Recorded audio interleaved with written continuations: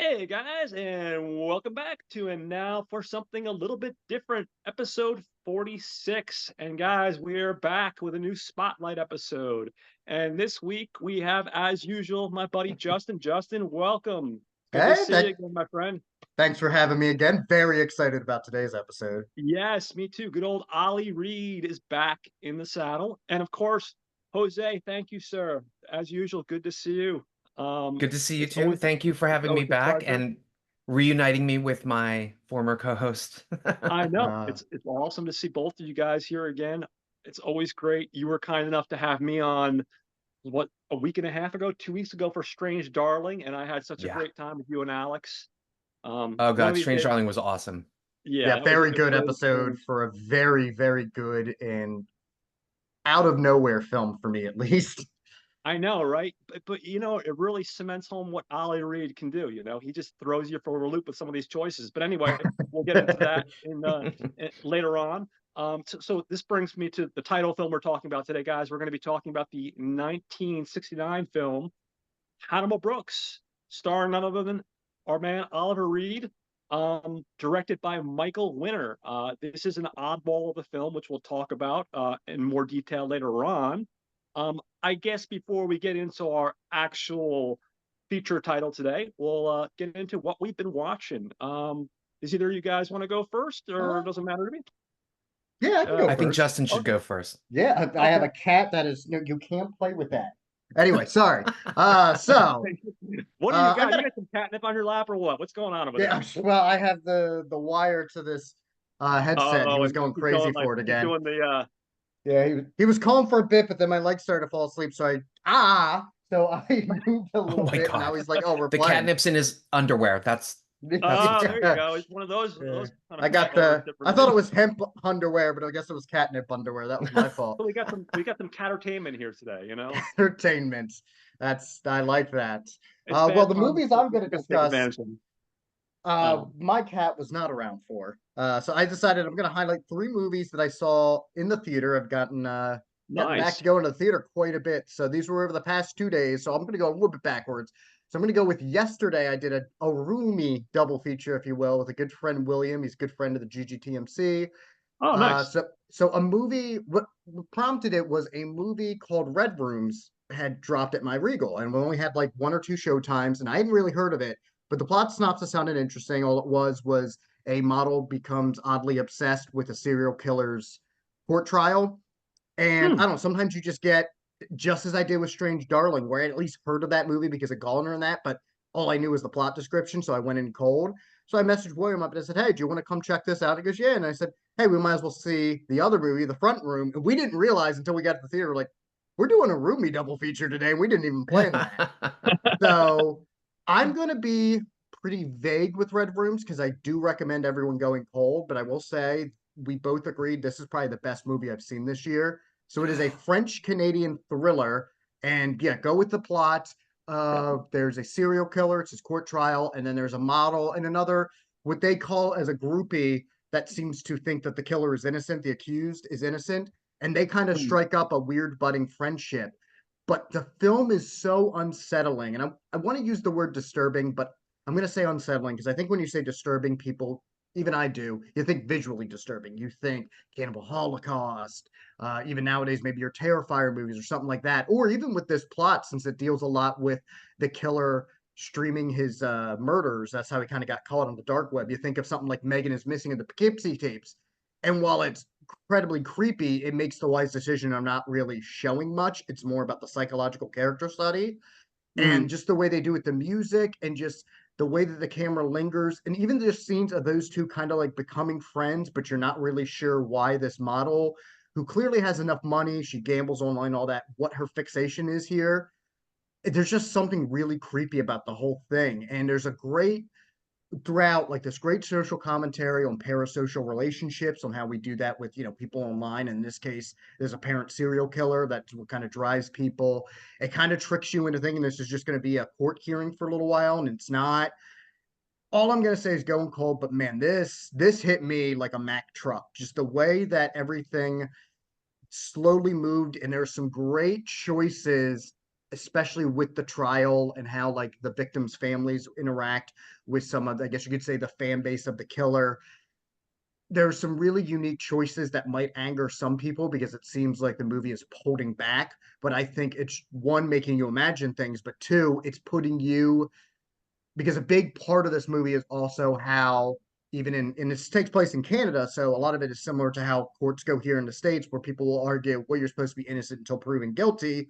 But Mhm. even though he hasn't been proven guilty yet, we're all like, yeah, it's totally this dude. There's a bit where there's even a talk show where the person calls into, but now we're kind of that. We aren't the people on the jury or even the family members. We're actually just people who are in the audience watching at home, or in this case, got to sit in on it. So playing that up, it messes with our perceptions of as well, because then we only start to see the perception of the quote unquote fan base, and you're like, well, maybe they're right, maybe he isn't innocent. But it's so unsettling watching how everything plays, and that finale is just edited so well.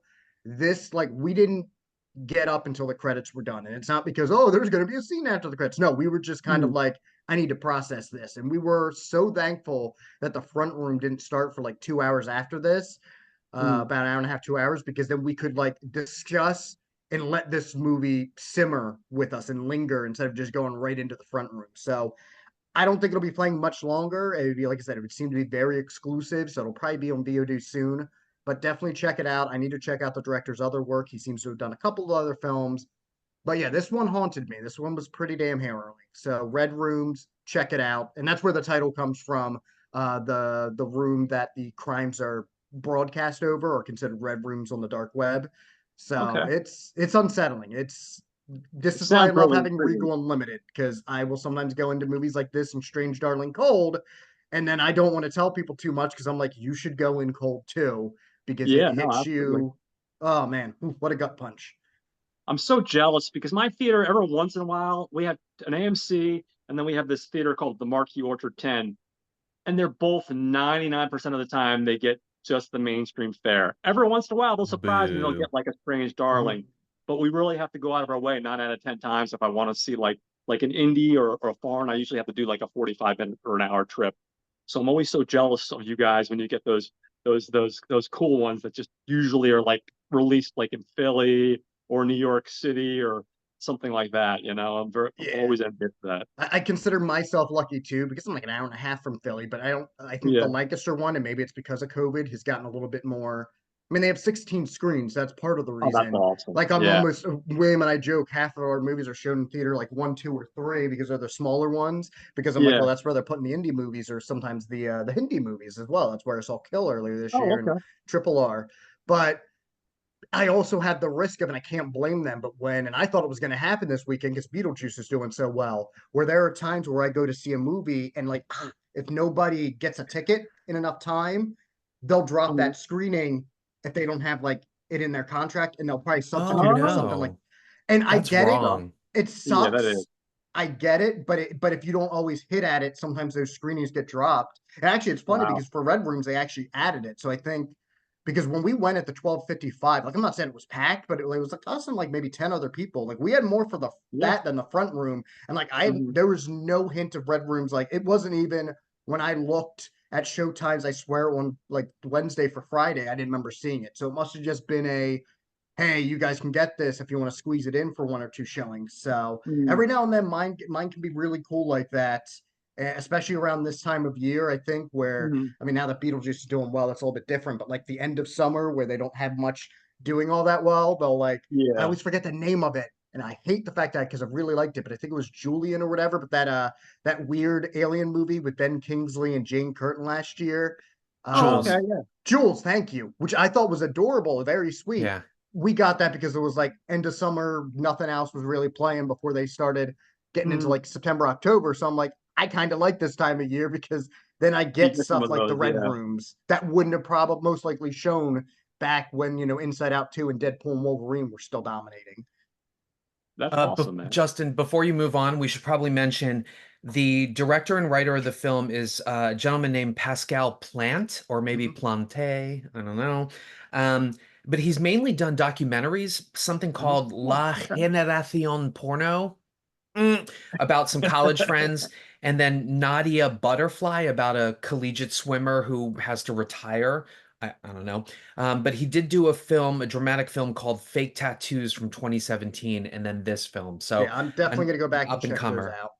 Yeah. So, but this I could see this hitting on a lot of people's lists. I think I've It seen one sounds intriguing. person, Mike McGranigan of Vile Seat, was raving about it too. So hopefully it gets a little bit more buzz. I don't know if it came out of film festivals or not, but I could see this getting some buzz on VOD formats, hopefully. Awesome, man. I'm definitely down for it. And this is another one of those ones I didn't even. And I try to stay on top of what's coming out, even in the indie world. I didn't even hear of it up until you mentioned. I Same. didn't see a trailer, anything, really. Yeah, same here. And I think Awesome. we were kind of expecting going in maybe a more traditional serial killer thriller. And I Hmm. think that made the movie even better because it wasn't that. So it really Yeah. kind of, and there is some like intentional humor occasionally thrown in, more like awkward type humor, especially when Hmm. those two are like bonding. But it kind of catches you off guard. But then it's like, oh yeah, we are still humanizing these people, which makes it even harder to grasp some of the where some of the things go, which I think just brilliant filmmaking. I thought this was fantastic. Very And cool. then the other side of the double was the front room, which we did not know. I think I saw a trailer once for it. Knew it was from A24 and it had Brandy, and it was like this weird, possibly supernatural, but mainly woman. Her husband, his stepmom from hell has to move in with them. She used to be very religious and racist, and then she starts taunting Brandy. That's kind of the whole gist of it. But what I didn't realize, and we didn't until the credits started rolling in the beginning, Babak Anvari of Under the Shadow fame produced this.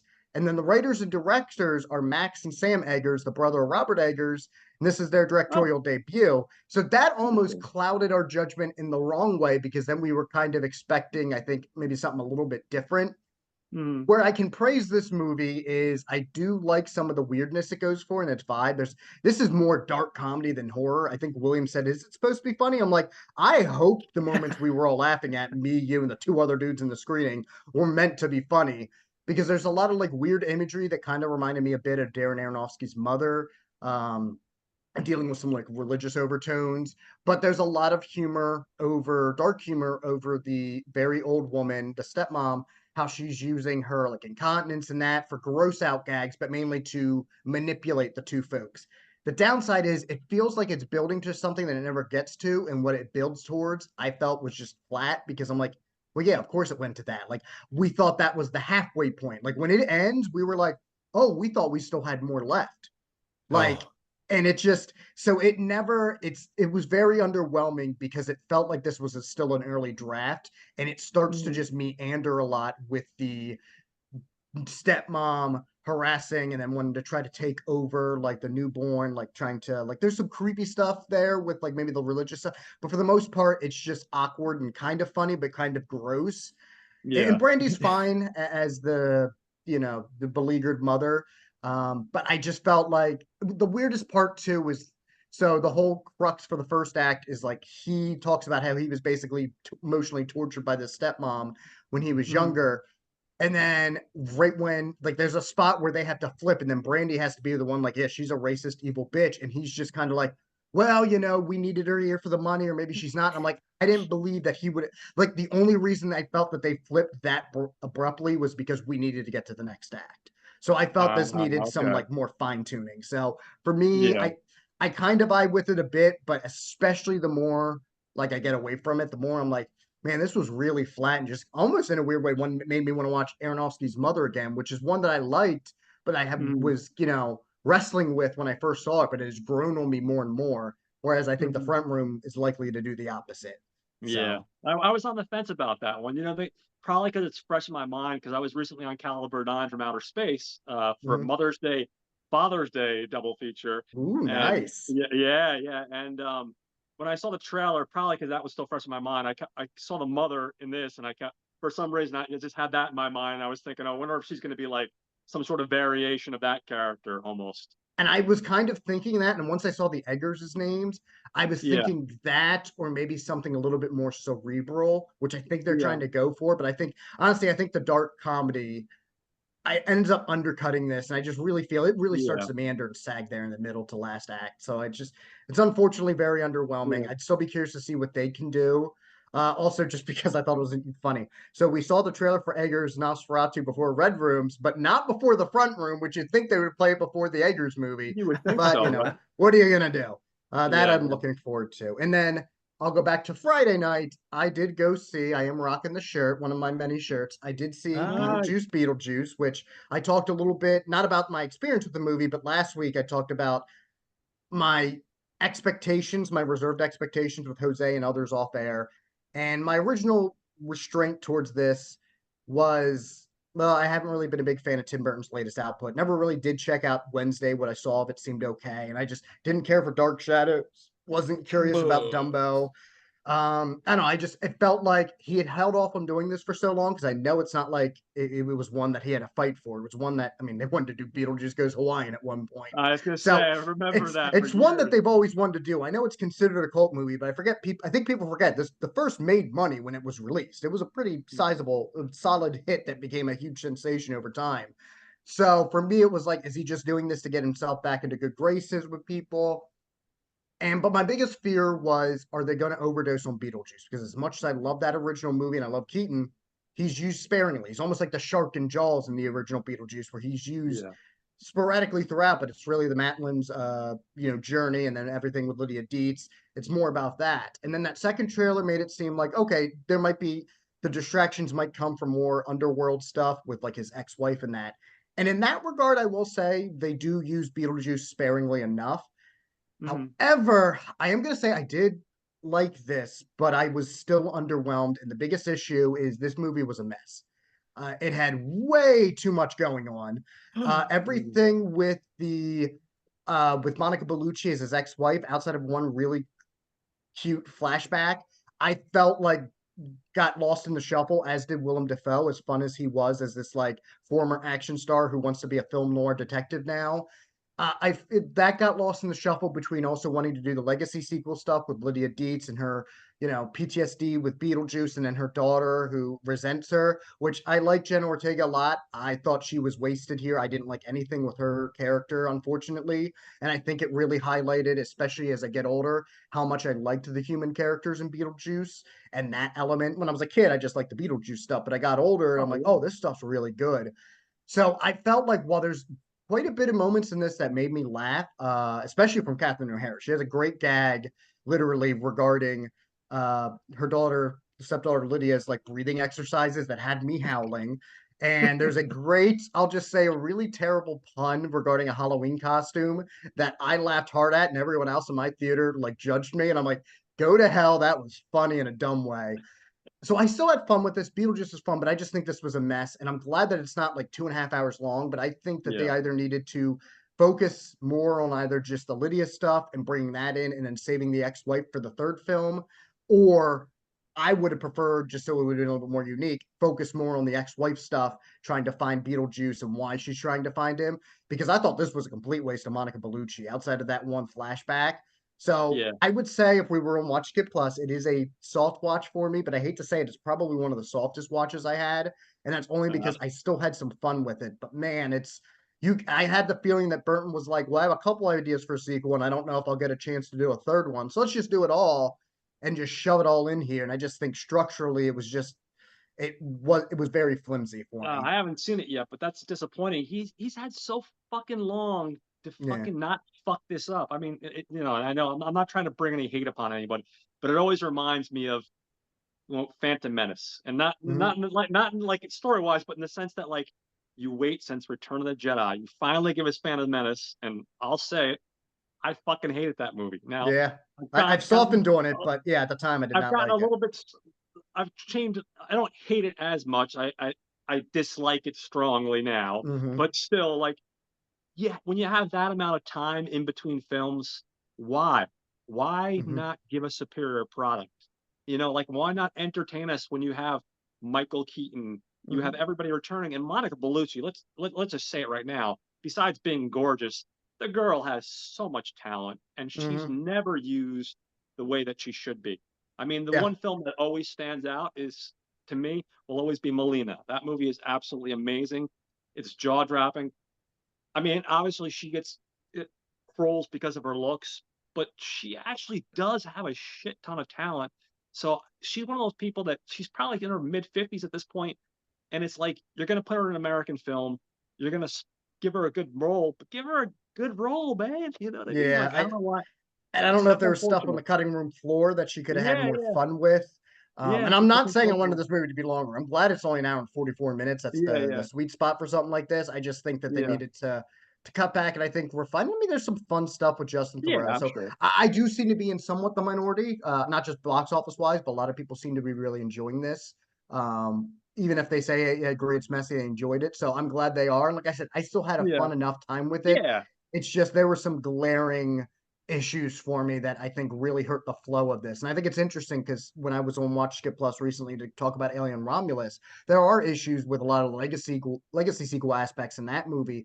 But I felt, at least for me coming out, that it flowed much better as just a story or a plot, mainly more plot than a Yeah, story, that I was more forgiving and I was there for the ride. Here, I just yeah. think the flow and the structure was kind of all over the place for me.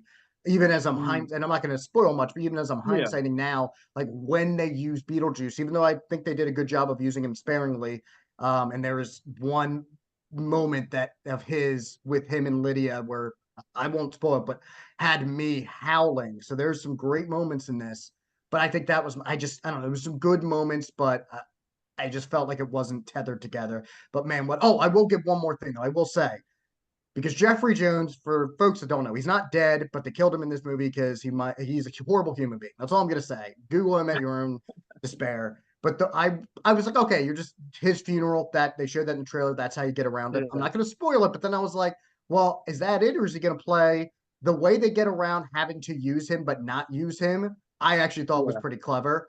But Mm, so I'll give them that. But again, I just think there were some really clever ideas. But again, to go back, I think maybe we needed a little bit more revisions on the editing and some of the draft and really settling on one of these should be our focus for this. And then if we get a third, that's when we focus on this. yeah, no, it would have been nice. That seems like a good way to go, I think. Keaton, I don't know about you guys or what your thoughts in general on Keaton, but he's such a talented, he has so much range. Most people can Mm-hmm. do drama, they can do comedy, they can do this, they can do that. That guy can nail everything. So it's unfortunate. I heard an interview recently, and they asked him about the canceled Batgirl film, and his response to me it was a little bit upsetting. It's like, oh well, I had a great time with the directors; they're super talented. I'm like, okay, that's cool, nothing wrong with that. And he's like, it is what it is. But like he's like, and he said, oh, and I got paid, but I don't really care that it didn't get made. And I'm like, Mm-hmm. you don't care that it got made. It's like, dude, like you have so much talent, you're visiting a role. How about like, hey, this sucks that it didn't get made. Mm-hmm. Instead, he's just commenting on the experience of making the film and the fact that he collected a paycheck. And it's like, you're And that 72 years old. You don't need the fucking paycheck. You yeah. know what I mean? That could It also was, just him being diplomatic and not wanting to ruffle any yeah, feathers just in probably. It case. was, Like maybe he was working behind the yeah, scenes to hopefully still get it out there.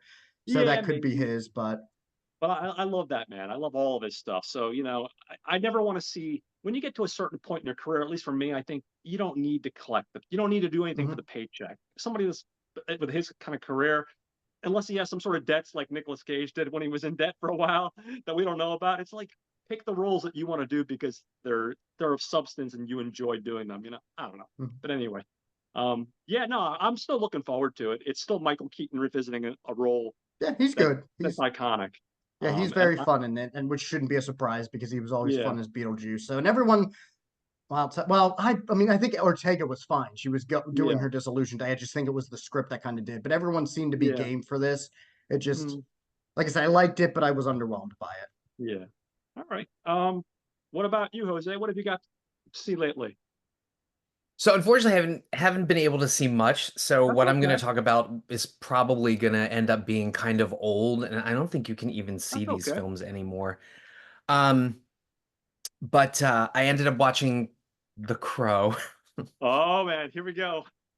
Um, yeah, it was bad. And Mm-hmm. as much Yeah, as look, as much as I love Bill Skarsgård, like me both too. Yeah, talent-wise and looks-wise, the movie is definitely a mess. And the director of this film, he did like Snow White and Huntsman, had an affair with Kristen Stewart. His marriage dissolved because of it. He did Ghost in the Shell, and there was all that controversy about casting Scarlett Johansson. And now he's done this film. I don't think we're going to see Rupert Sanders for a decade, They're gonna sadly. erase him. Yeah, he is officially in movie jail, and I don't know. I think they're going to throw away the key, quite honestly. But I mean, visually and what they tried to do with the story, because anybody expecting the first Crow is not going to get it. They've gone in a Yeah. completely different direction. There's some, I want to, my phrase for it was they Constantined Crow, because there's Mm. angels and demons and this sort of like hint of a quote unquote balance and what happens when demons are whatever. Um, but he's gorgeous to look at. The action sequences are okay. They use a Yeah. lot of like Joy Division and the Smiths songs. Mm. Um, and then when it comes time for the big action sequence, they set it to opera. And I was like, okay, now you're just fucking around with us with look at what I can do. That's so cool, or what have you. Um, it has potential. But unfortunately, they squander that potential, especially when you get a good actor like Danny Houston in there and he gets wasted. Yeah, that it was just such a hot mess. FKA Twigs, I don't know who she is. Um, but she's very beautiful to look at. She unfortunately isn't seasoned enough to bring any real strength to this. And as Mm. much as I do like Bill Skarsgård, I'm beginning to wonder if a lot of his more mainstream projects, if he's just phoning it in for a paycheck because he wasn't particularly strong in this either, which is sad to say because I really do like his work. Especially Boy Kills World. I thought he did That Mhm. was awesome. Oh, I thought that was amazing. such a fun movie. I mean, I thought he did such a great way of projecting his emotions and not speaking. And Mm. so when it comes to a film like this where it's all about projecting emotions, he felt flat. He felt just kind of like meh, or whatever. Um Especially in Boy Kills World, because I mean they might have played the H. John Benjamin narration inner monologues for him, but even if they did, you're going off of another actor's voice acting, and then you're having to project their vocal emotions physically. And yeah, I think he did a fantastic job there. So it's a shame that it apparently didn't work in The Crow. And let me just touch on the action sequences.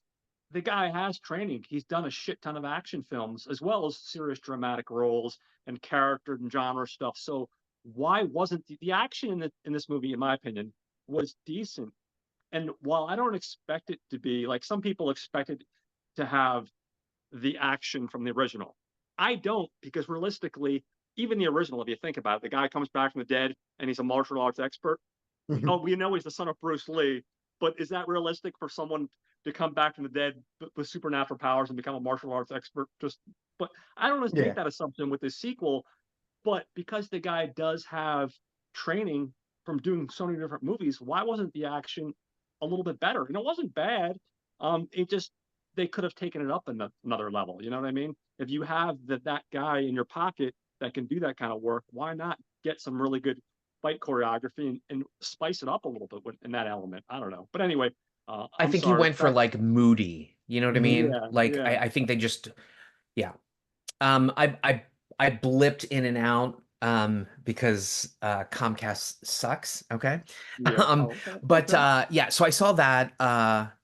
I will say this, I can see myself revisiting it and then being a champion for it. So I don't know. We'll see if that works out actually. Mm. The other film I saw was Slingshot, I which did also see this. Yeah. I yeah, wanted it to see was. that. So this is directed by his name is Mikael Halfstrom. And he's done fare like, Escape Plan. I know not a lot of people aren't really high on the films that he's directed.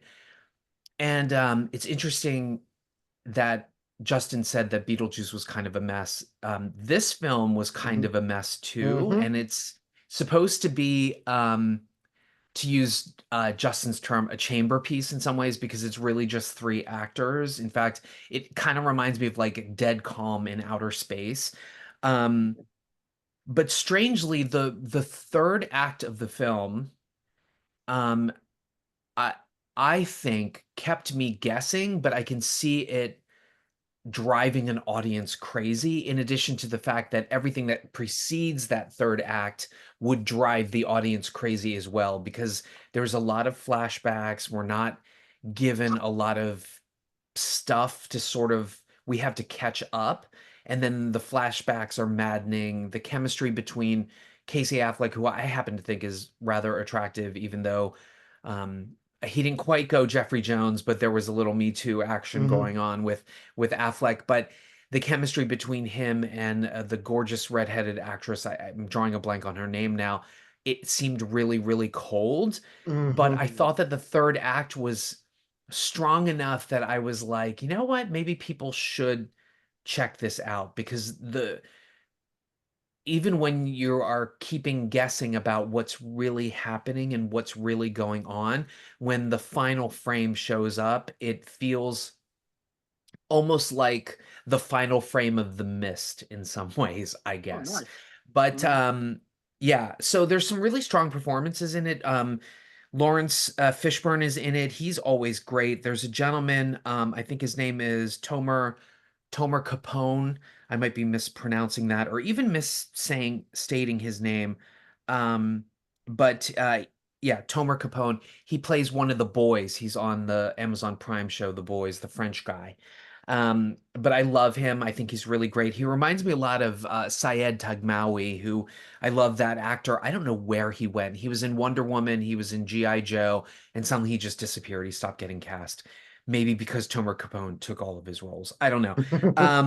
But I don't know. I kind of liked it. I kind of liked mhm. it. And hopefully maybe just like the front room, or even red rooms on VOD, people will catch it and check it out. I also ended up seeing Beetlejuice, and Nice. I there's a part of me that wants to spoil what our episode is going to be like because we did review this for Watch Skip Plus. Mhm, But I won't spoil it, our review, because I have an answer, Justin, for why I think, although it seems chaotic, they went with the plot and the plot structure that they went with. And all I'll say about that is that they are making a comment on the three generations and their mm, relationships with men, Sure. in addition to Beetlejuice. So they even get him in on it as well. Um, there is a sequence that MC absolutely hated and thought, oh, of course they did that. But not to sound narcissistic, but I think if anybody knows me and sees this film, I'm pretty sure people may think, oh, Jose's gonna love this. And I think Justin knows Hmm. exactly what sequence I'm talking about. Um, and I just had a blast with it. The one thing that I don't want to sound like a hypocrite over is when we reviewed Alien Romulus and we reviewed things like Ghostbusters and even Top Gun Maverick, my biggest complaint was, well, they're just giving me the original film with some new updates. And I mm, struggled with, is that what they're doing here? Or is it really a good sequel? Because just like Justin, I fell in love with the characters from the original film, and I really wanted to see where they were. And I think they've done a really great modern update to it.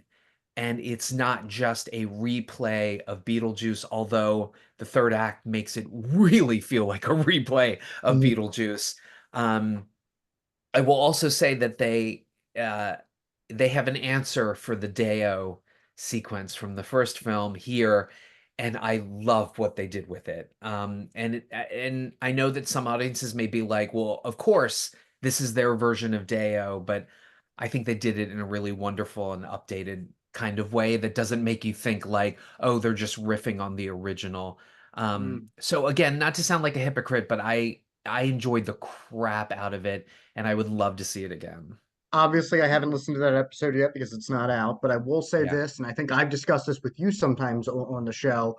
sometimes we wrestle with being hypocritical when at the end of the day, I think it's not so much hypocritical, it's just one movie it worked well for you and another it didn't. Most Yeah, Right. no, movies and everything and have you keep mentioning, formulas in that. yeah. It's just, and because even with Top Gun Maverick, I always seen what you were saying. It is very much like the first, but I think they were going for it being more poetic, and I think it kind of worked.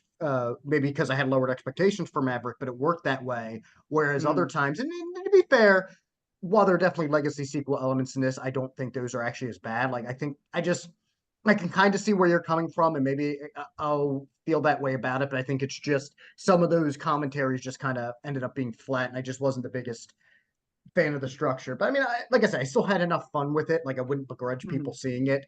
And I also didn't get to, well, I briefly mentioned, but since it's set on Halloween, yeah, maybe I could also go, that was obvious. But as somebody who loves that holiday, good, go with the obvious. I need more movies set on Halloween. I would, Yeah.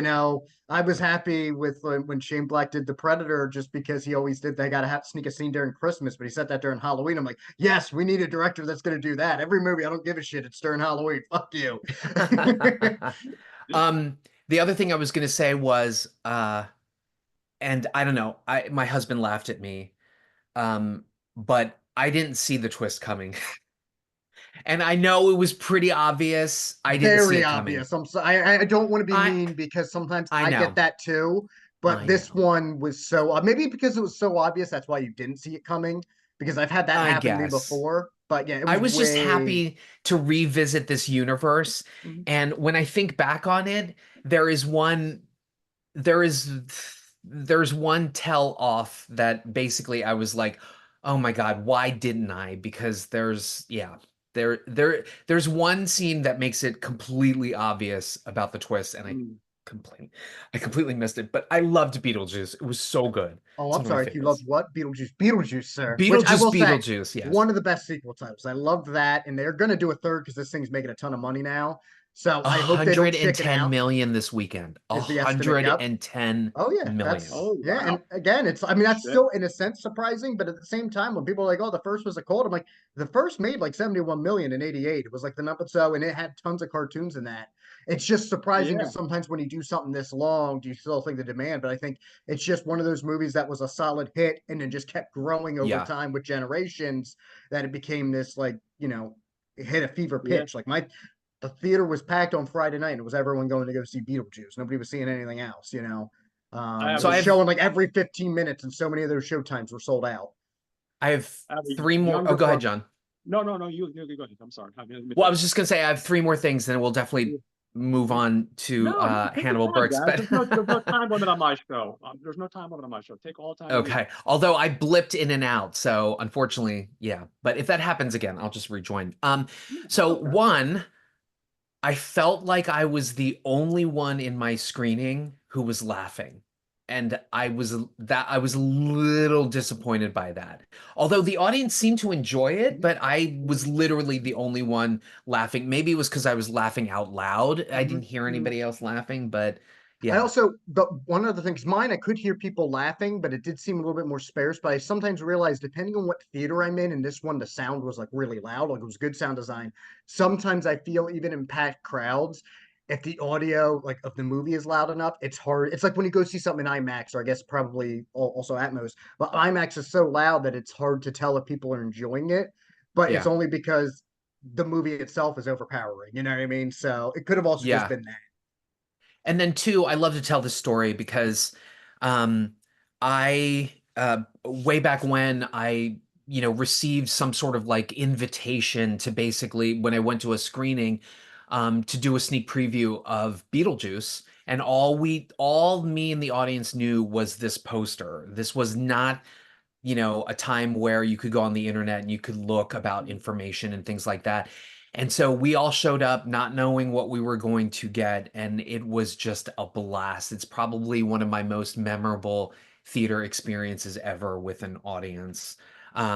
Yeah. I mean, that's awesome. can you imagine seeing Beetlejuice completely blind? It Oh was my God. That would be amazing. fantastic. Well, I don't know if it would have been completely blind, but when I was a kid, I was only vaguely aware of it. So I guess in a sense, but like not Yeah. to that degree, because I still would have had some knowledge of what Beetlejuice was, or at least knew what I was getting into, because I probably had Yeah. like more than just the poster. Yeah. Oh, and in answer to your question too, I think the Beetlejuice musical Also was is really very nice. instrumental in like bringing, this back to the forefront as an IP. Mhm. And so I think that's kind Yeah, of why we definitely. got our sequel in some ways. Yeah, I think that And definitely the helped as musical's well. And fantastic. but I'm so also it's jealous. just I want to see it. kind of like a Nightmare Before Christmas thing. That was actually a solid hit when it came out, but it was one of those, it just on video and then Hot Topic and that, it hit like the golf community. We'll go with that as well. But yeah, I think the musical definitely, I mean, they were playing ads for that because it's playing at the Hershey Theater. And so they were very cute and being like, oh yeah, we got to play ads for this before Beetlejuice. And then here's my last thing, and I'm going to this actually ties into our Watch Skip Plus episode, and I thought this is Awesome. perfect because we haven't gone to video yet. Mhm. Um, Okay, no, but that's your fine. format is the best to do this. So give me 1 second. Of course. So I had again, I will if you guys want to join or listen to the Watch Skip Plus Beetlejuice episode, I will tie in how this object is significant to me. But this came in the mail yesterday, um, and I'm going to show it. If you guys can see Oh, this, it Oh, says Alien Romulus Reebok, I've and got to it's ask a though. oh my Okay, so God. they are. So all of that like squiggly lines, that's part of the design. I just thought maybe you got yeah. very excited when it arrived. No, no, no. Although I'm a little pissed because you can see this here, like this kind of came up a little bit, but generally this box is like it's pretty much like mint in some ways. Mhm. Um, and I'm gonna take the thing Ooh, off. show 'em. These are authentic replicas Oh my Oh, God. of Those are the awesome. Reebok stompers that Callie Spaney wore in the film. that's And they've awesome, even man. got the Wayland Yutani symbol. And they've been dirtied up and distressed as part of Mhm. their presentation. You've got your Velcro strips. Yeah. So, Um, which kidney did you have to sell in order to buy that? and let me tell you, that is why it ties into my Watch Skip Plus, and I'll explain what actually happened. Um, and the worst part of it was I didn't know what the sizing would be like, so I attempted to buy. This is a 9, which would certainly fit me, but I attempted to buy like an 8.5, and just I was gonna keep one as a limited edition and then wear the other, but unfortunately I could only snag the 9. So, but whatever, it is what it is. So yeah, there you go. That's awesome, man. That's awesome. Very cool.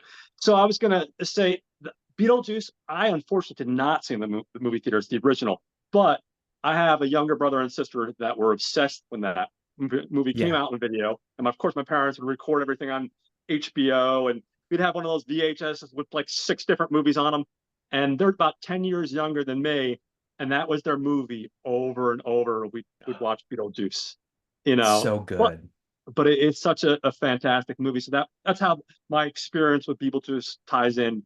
But like you sing the song, you get caught up in everything, and you just get swept away by the magic of classic Tim Burton, man. Yeah. And then you think about Keaton, right? Like right around that time, he had done what? Drunken, not drunken, sober. Clean and sober. Clean and sober. No, I think drunken, sober, clean and sober. He did, Yeah. you know, he did, I'd he like to did, watch that movie. he did that, That's a buddy cop movie where one's drunk and one's sober. Then he did That'd be amazing. Let's Batman, write it. Beetlejuice. Like he had 3 bangers, and you think of like a movie like Clean and Sober, you didn't think the guy was capable of doing something like that because up until that point, it was stuff like Mr. Mom, which is still great, and all Yeah. like Night Moves and all these comedies. But then he does something like Clean and Sober, and it's like, oh, okay, I could see this guy, pulling off more dramatic stuff. And then, of Yeah. course, Batman. Let's not forget the controversy. You're around my age. Remember when the big stink about that was, oh, this 5'8" guy that's doing Mr. Mom can't do Batman. You know what I mean? Like It's, Yeah, you and know, then flash forward to now when he reprises his role in The Flash, and people are yeah, like, "That's my Batman. Hmm. He's of always course, Batman." And it's like, "Oh, exactly. okay, but before, Yeah, before he yeah, wouldn't want anything to do with Mr. Mom. right." You know, it's weird. Keaton's kind of he like Nick Cage has gone through a resurgence as well. Yeah, His Oscar nominated and Golden Globe winning performance for Birdman, yeah. Inarritu's Birdman. And then recently Knox goes away and Martin Campbell's The Protege. I remember seeing those in the theater and being like, we need more Michael Keaton in our lives. Like, I really hope that Hmm. Oh, this means more absolutely. Michael Keaton. Absolutely. Yeah. And because he can do so much. I want to use him until he's no longer, you know what I mean? Like, get that guy out there, Yeah. keep on doing things. By the way, he directed Max Goes Away. That was his second Yes. director. Was it any good? Because I want to see it. Both, I haven't got it. so both The Protege and Knox Goes Away are streaming. I will say that Knox Goes Away is super, super predictable, but Yeah. man, is it a great watch and a great performance by him. 'Cause It is fantastic. his first film, which you probably know off the top of your head, I'm getting old, so I'm forgetting. I can't think of his first film that he directed back in like 2008 or nine with Kelly MacDonald. I want to Was say that he The was in. Married Gentleman? Was that his Yes, yeah, Yeah. directorial? Yeah, that was a very I, good film. Yeah.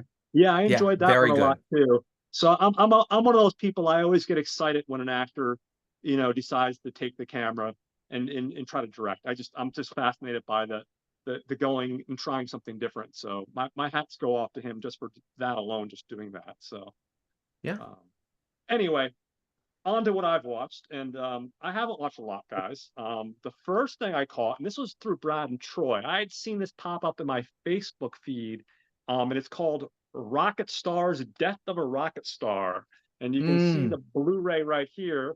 It's this yeah. animated film that came out in 2020, and the guy worked on it for 13 years, and it's an animated film. It's basically like a rock opera.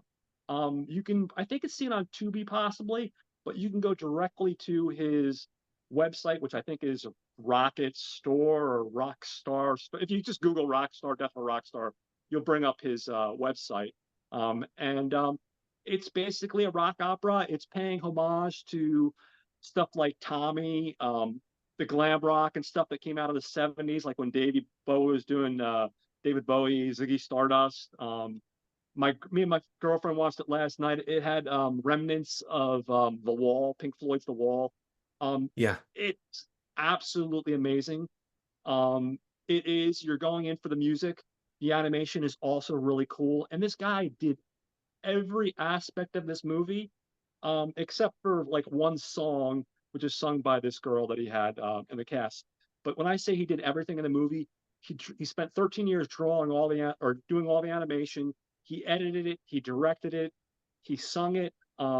It's great. And basically, the premise is just the year 2164, rock and roll is banned, and a group of underground rebels attempt to start a nonviolent revolution to wake up the masses. So, you think of like a Big Brother type of society oppressing the masses, and this, rock god emerges and tries to free the people from the tyranny of Big Brother. Really fantastic, really grassroots film. But if you like the type of music I just mentioned, my tastes are very eclectic. Um, I definitely can't rep hard enough for this movie. It's just really, really a fun movie, and I'm a big fan of animation in general. So I can't say enough about Rocket Star, Death of a Rocket Star. If you go over to the Not a Bomb podcast, Troy and Brad, I think last Tuesday released an episode where they actually interviewed the guy that created it and Yep. directed it. So it's definitely a Yeah. good episode, like as all their episodes are, and it's worth checking out. I guarantee you can go on YouTube and see a lot of the videos. You're gonna listen to the music, you're gonna connect with it, and you're gonna be like, I'm going to the website and ordering a copy. So that's what I did. I ordered it on Wednesday. I think I had it in the mail yesterday, and it was just a Nice. really good experience. So I Yeah, caught the that. website actually is if you go to That's what deathofarockstore.com, it is. which I Yeah, love. I think that's yes, it is. fantastic, right? But yeah, Yeah. this film reminds me of like Zardoz meets Bakshi's American Pop. It's pretty cool. You got a chance to catch it? Yeah. You oh, awesome, Well, very well, cool. now I need to Yeah, see it because it does sound amazing, and I haven't seen it, so I got to yeah. If you get like on it. animation and you like that kind of music, it's just really good. I mean, even if you didn't watch the movie and you just heard the songs, like it just The dials songs back. are great. Yeah. Yeah, they're really, it's solid stuff. And he talked about on the episode last week. If you're someone that's into vinyl at all, I think this week or next week he's going to be start doing pre-orders for a vinyl release. Otherwise, you can buy the soundtrack. Oops, dropped my movie there. You can buy the soundtrack on his website as well on CD, or you can buy T-shirts, Blu-ray, DVD, the whole nine. So if you're going to support indie film or indie music, this is a good place to start. Um, this brings me to 2023. This is another grassroots movie that was done on a Kickstarter campaign that raised like $600,000, and it's called Ankhs the Fortuitous and the Talisman of Souls. Yes, it's Mm. like a horror comedy. It's directed and written by a guy named Andrew Bowser. Um, and this guy is basically a chubby guy in his 30s, lives at home with his mom and dad, or his mom and her boyfriend, who's this abusive guy.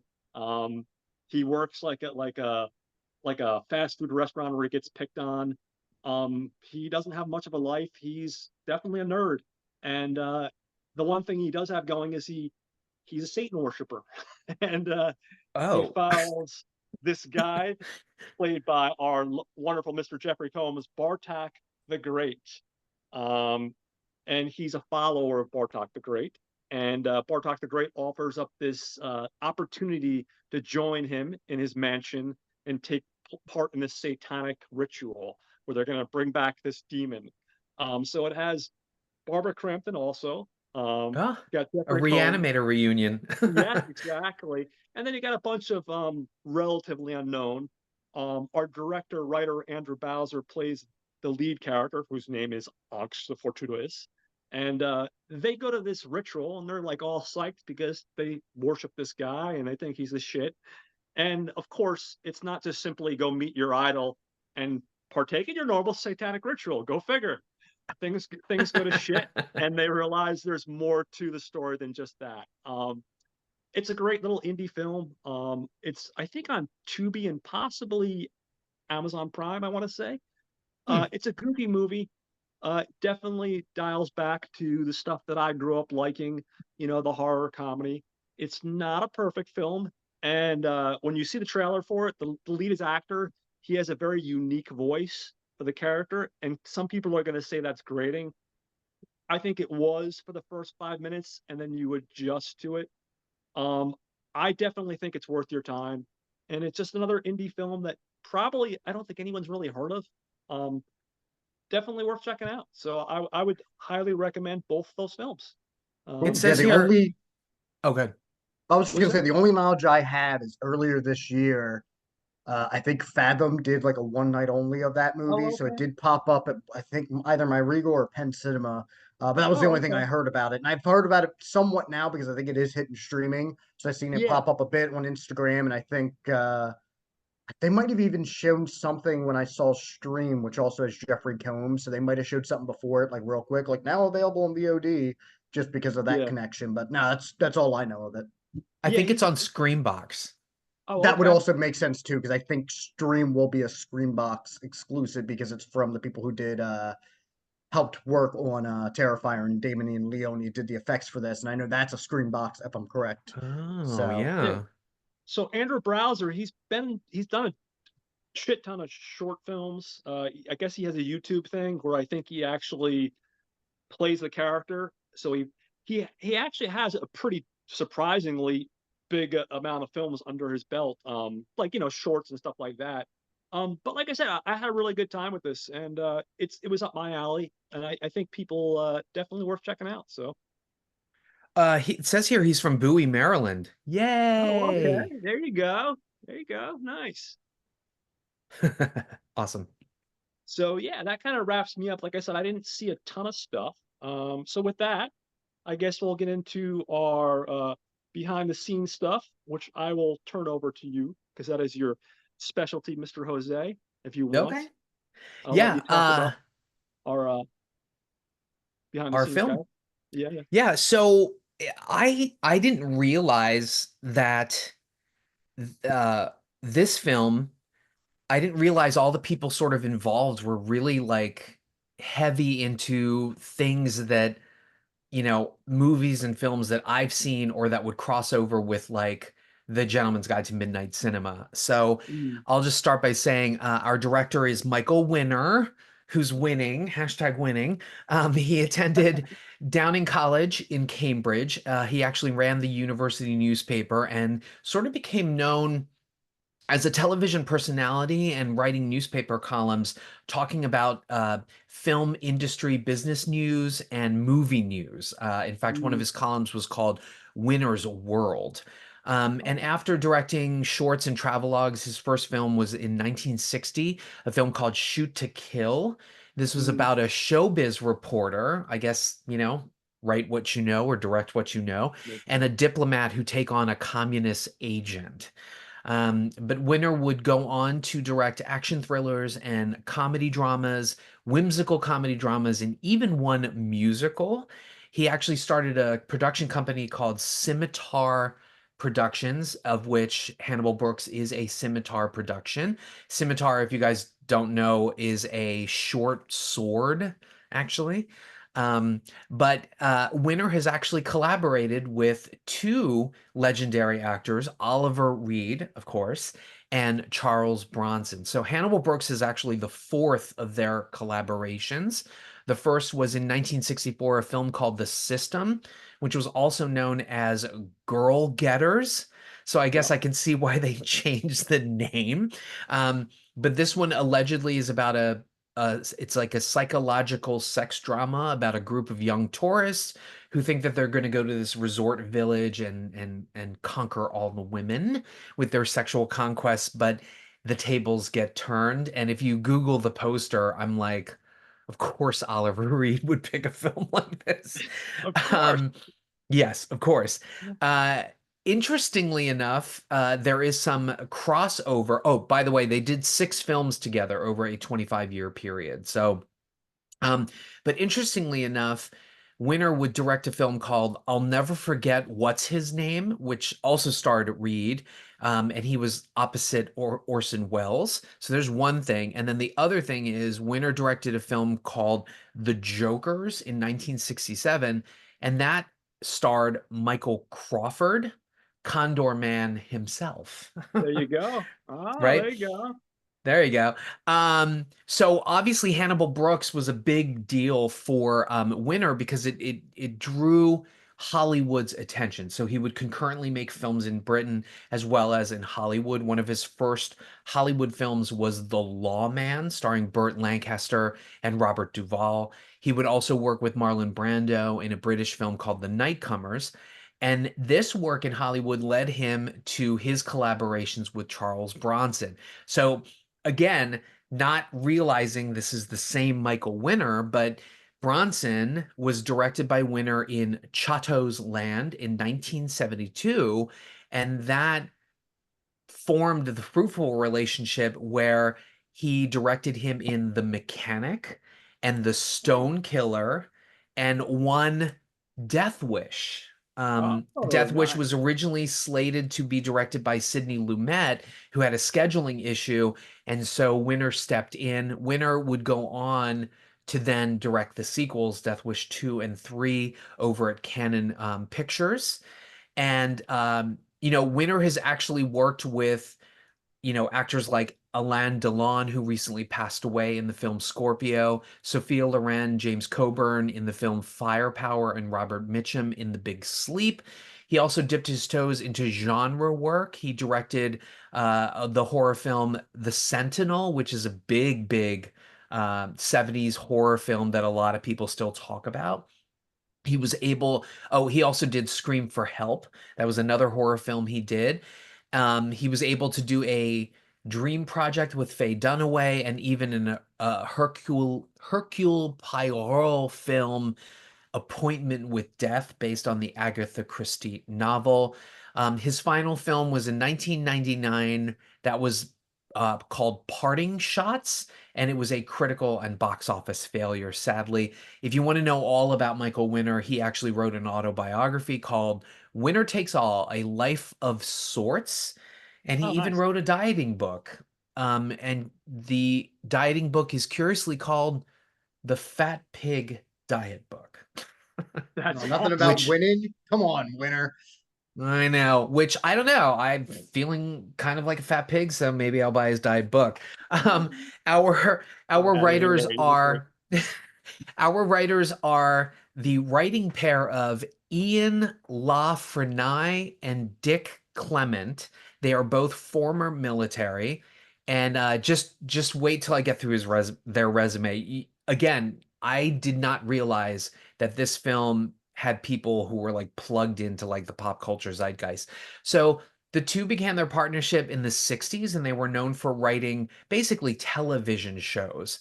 But they would eventually concurrently start writing TV and film. So in the 70s, they created a series called Whatever Happened to the Likely Lads, and they ended up writing the films Villain with Richard Burton and Catch Me a Spy with Kirk Douglas. And they would eventually also make a big screen version of the show Whatever Happened.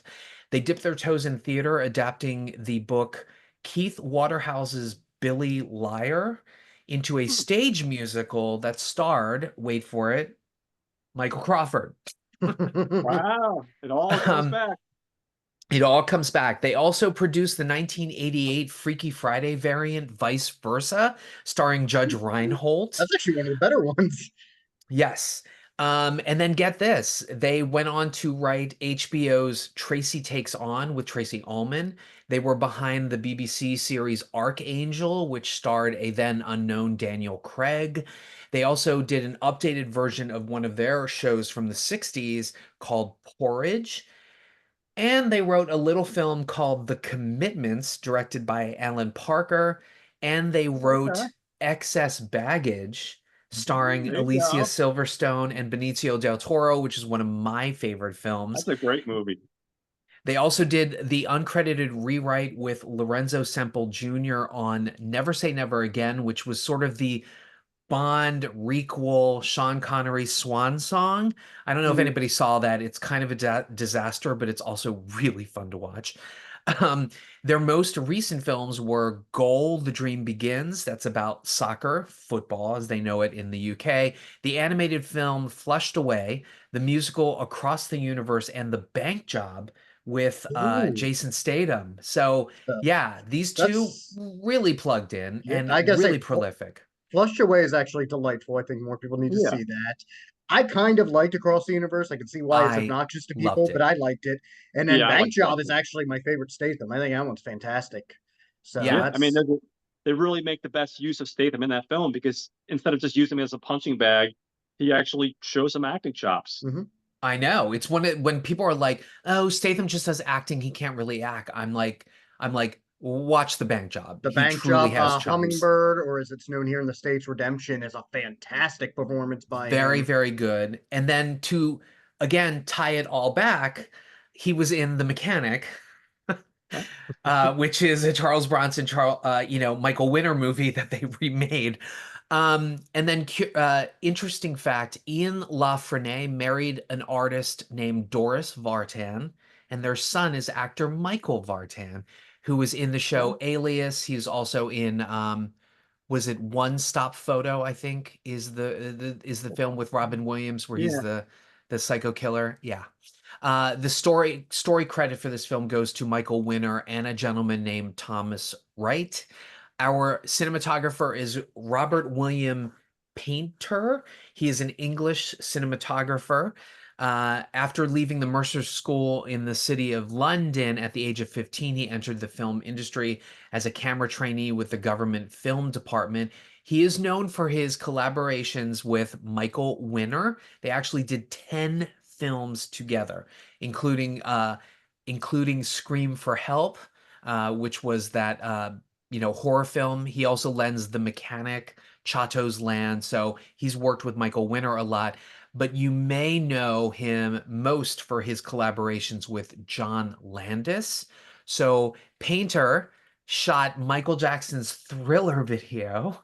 which was directed by John Landis.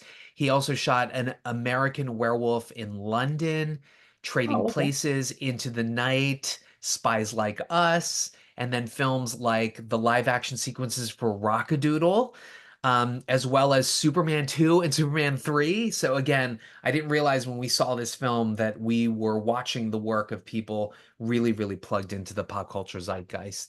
And our music is by Francis Lai. He actually won an Oscar and a Golden Globe for his score for Love Story, but definitely prolific. His resume runs from the late 60s all the way up until 2019, where he scored the best years of the best years of a life. But he's scored, I mean, crazy things from like this film to Emmanuel 2.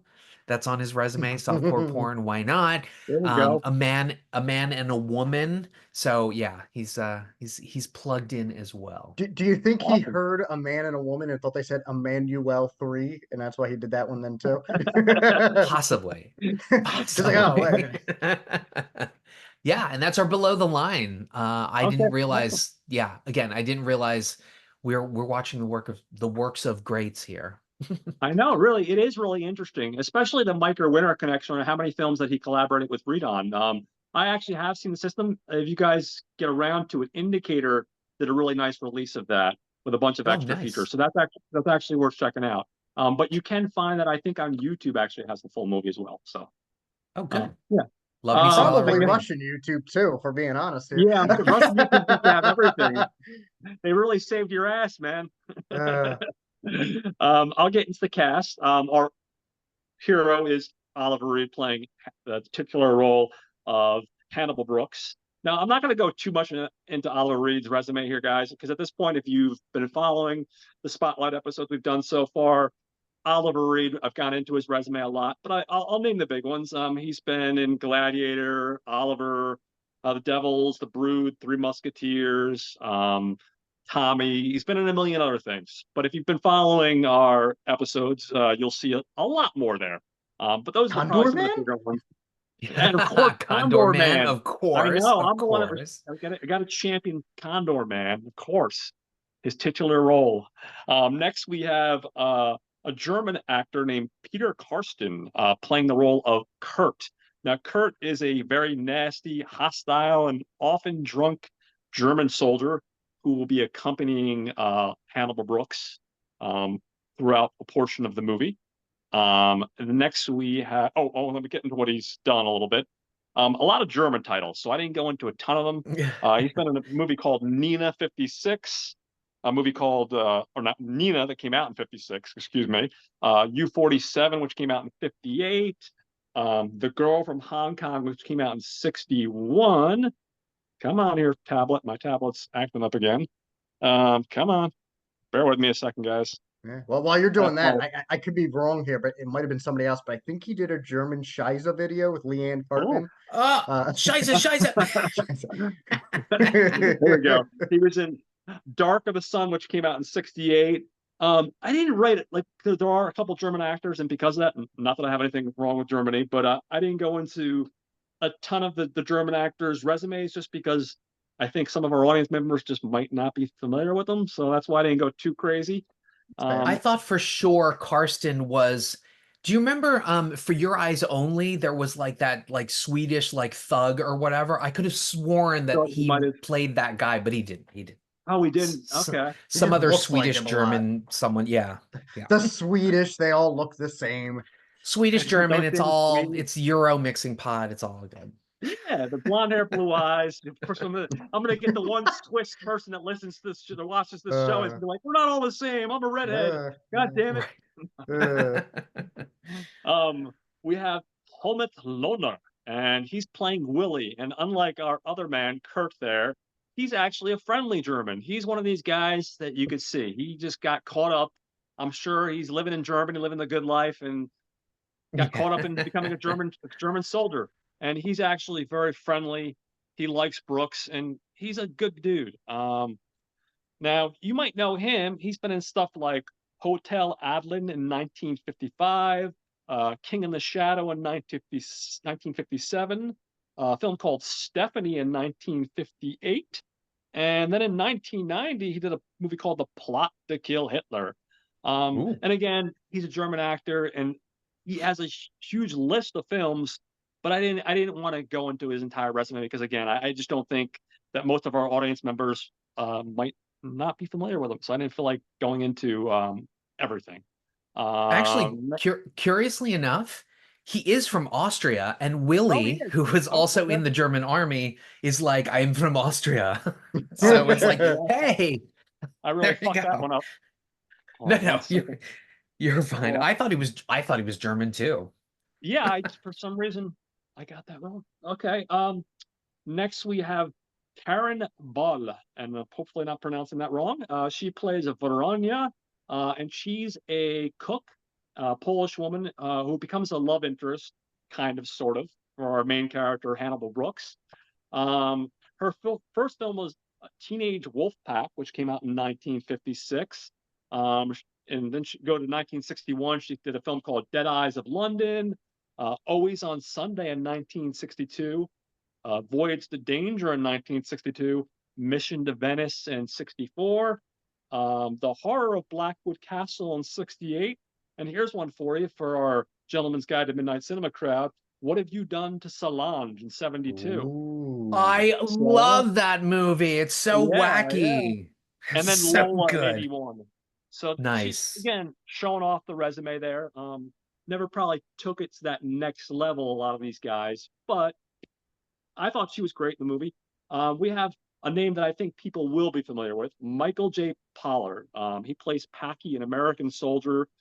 He's kind of like that guy from The Great Escape that just wants to, he's constantly a hellraiser. He's that American that he's not going to only escape, but he's going to give people shit the whole time. And that's what he does. He fights, he's constantly fighting people even after he manages to escape. Spoiler. He has been in stuff like Corman's The Wild Angels in '66, which is actually a precursor to those the big motorcycle movies of the '70s. That Yeah, doesn't get nearly enough credit. People probably know him for stuff like Bonnie and Clyde in '67, yeah. Jigsaw in '68, Not American that Gothic. Jigsaw, folks. I No, Michael no, different J. one, different Pollard one. as John Yeah, Kramer yeah. though What? sounds amazing. I know, right? I would buy that sight unseen, but unfortunately not It's a that. different Jigsaw. This one came out in '68, so it's a couple of years older, you know. That was the one with Uh, was that the one with Michael Caine? That I Jigsaw, or am I thinking of I another want to movie? say yes, but I didn't write down. I didn't look at. I Oh, didn't it's the come one up with with I Caine, the it might be. Jigsaw Man. I might be misplayed. There's quite a few movies with Jigsaw Yeah, in the title from with the like the 60s and Jigsaw in 70s. the somewhere in the title there. Um, yeah. I I think the one movie that I remember because I watched, this is another movie that I watched. We talk about Beetlejuice and watching that endlessly. Movie that I watched a lot. Scrooge in '88 Hmm. with Bill That's what I Murray. Yes. know him He from. has a great role. And I actually saw a movie called, I want to say it was called I didn't write this one down. I should have. It was called, I think it was called Fast Food Nation in like '88 or '89. It has Ernest from Ernest. Oh, Jim Varney. Yeah, I do. Yeah, Was it? yeah. I think I it want to was say it's just either Fast Fast Food. Food or Fast Food Nation. Yeah, I It think it was wasn't a just Fast Food because Fast fast Food food. Nation was that book that became the really Yeah, odd. yeah.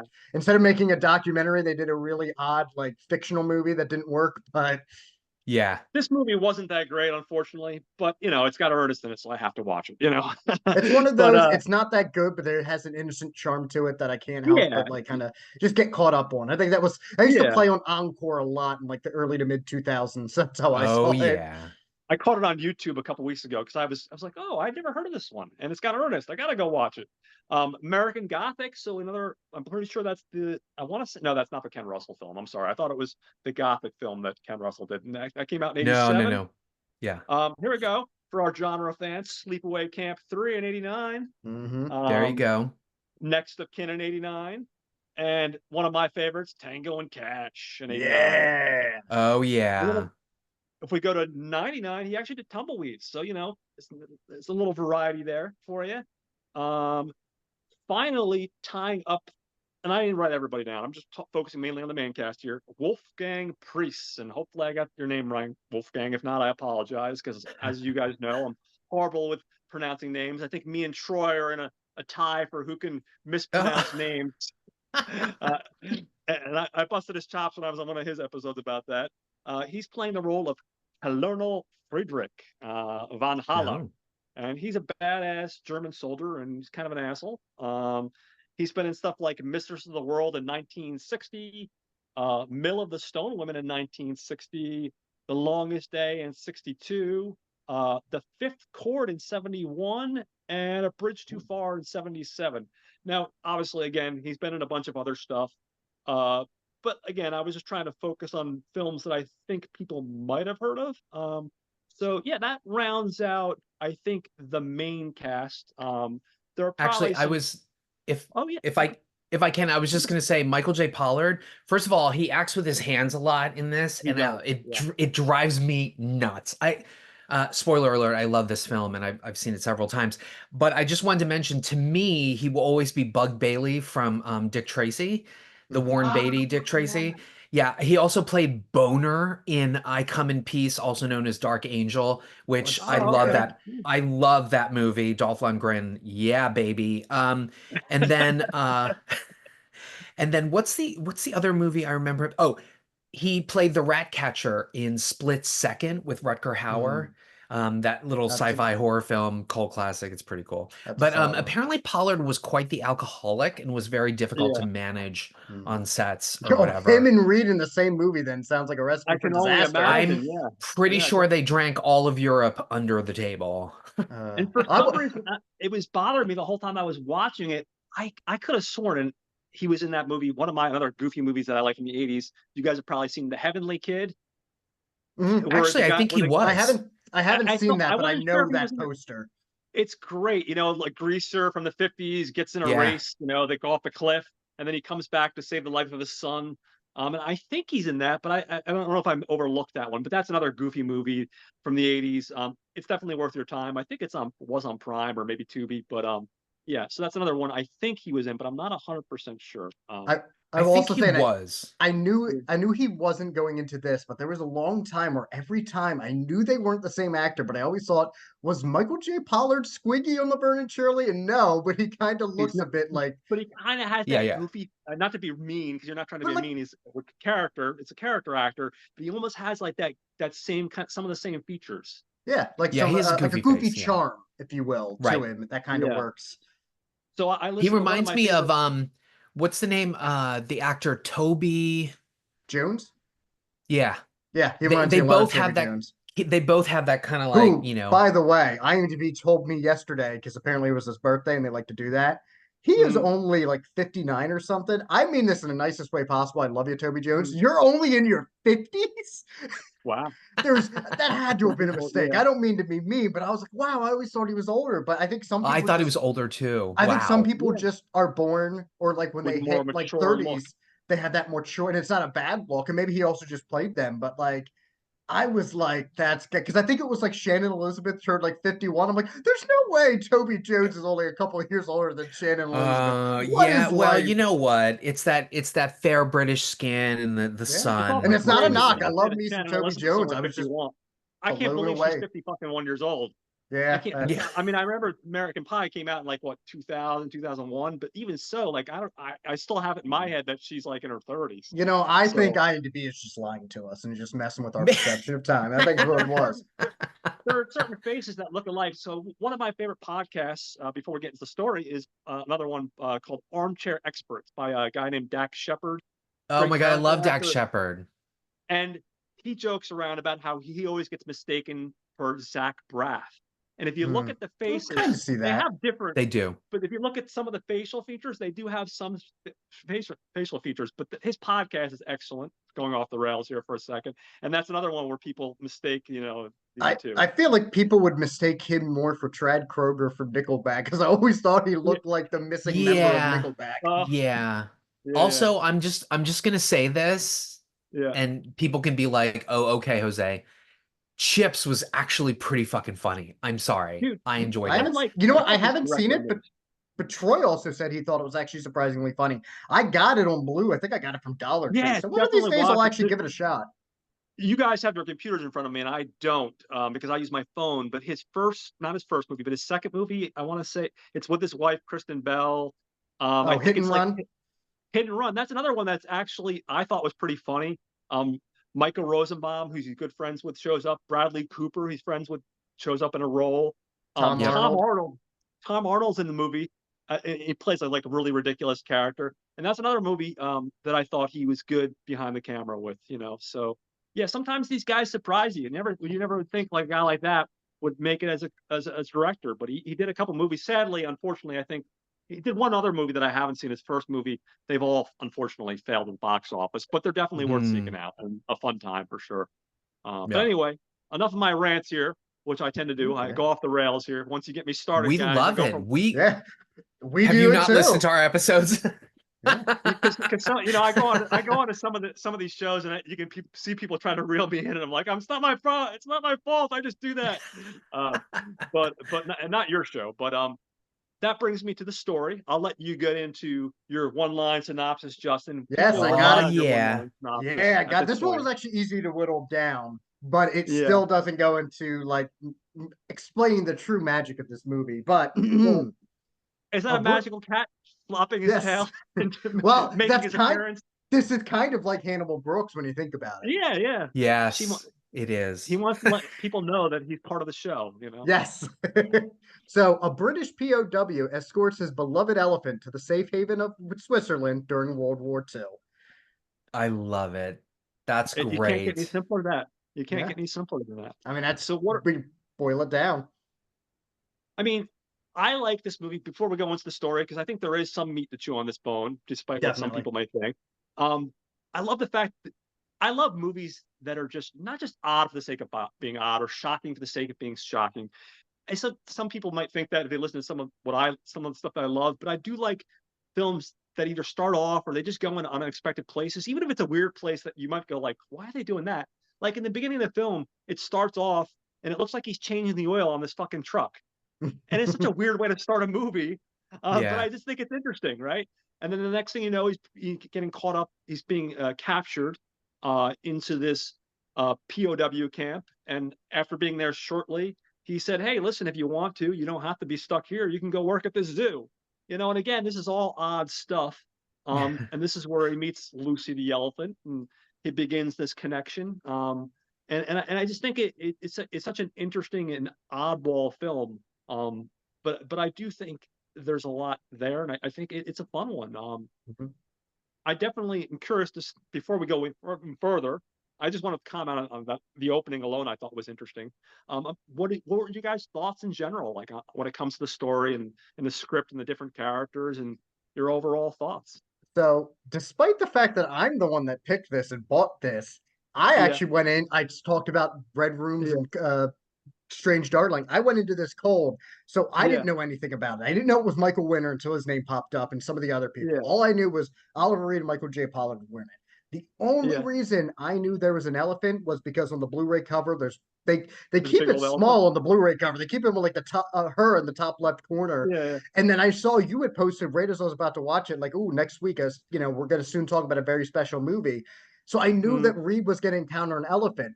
But like as I'm watching this movie, like you said, it caught me off guard in how odd it was and how it started. And then it's like, oh wait, he's gonna go work at this like zoo, and then he yeah. befriends Lucy. And I never thought I would ever say this in my entire life, but what an adorable Oliver Reed performance, because his connection with Absolutely. Lucy is one of the sweetest, most wholesome things I've ever seen.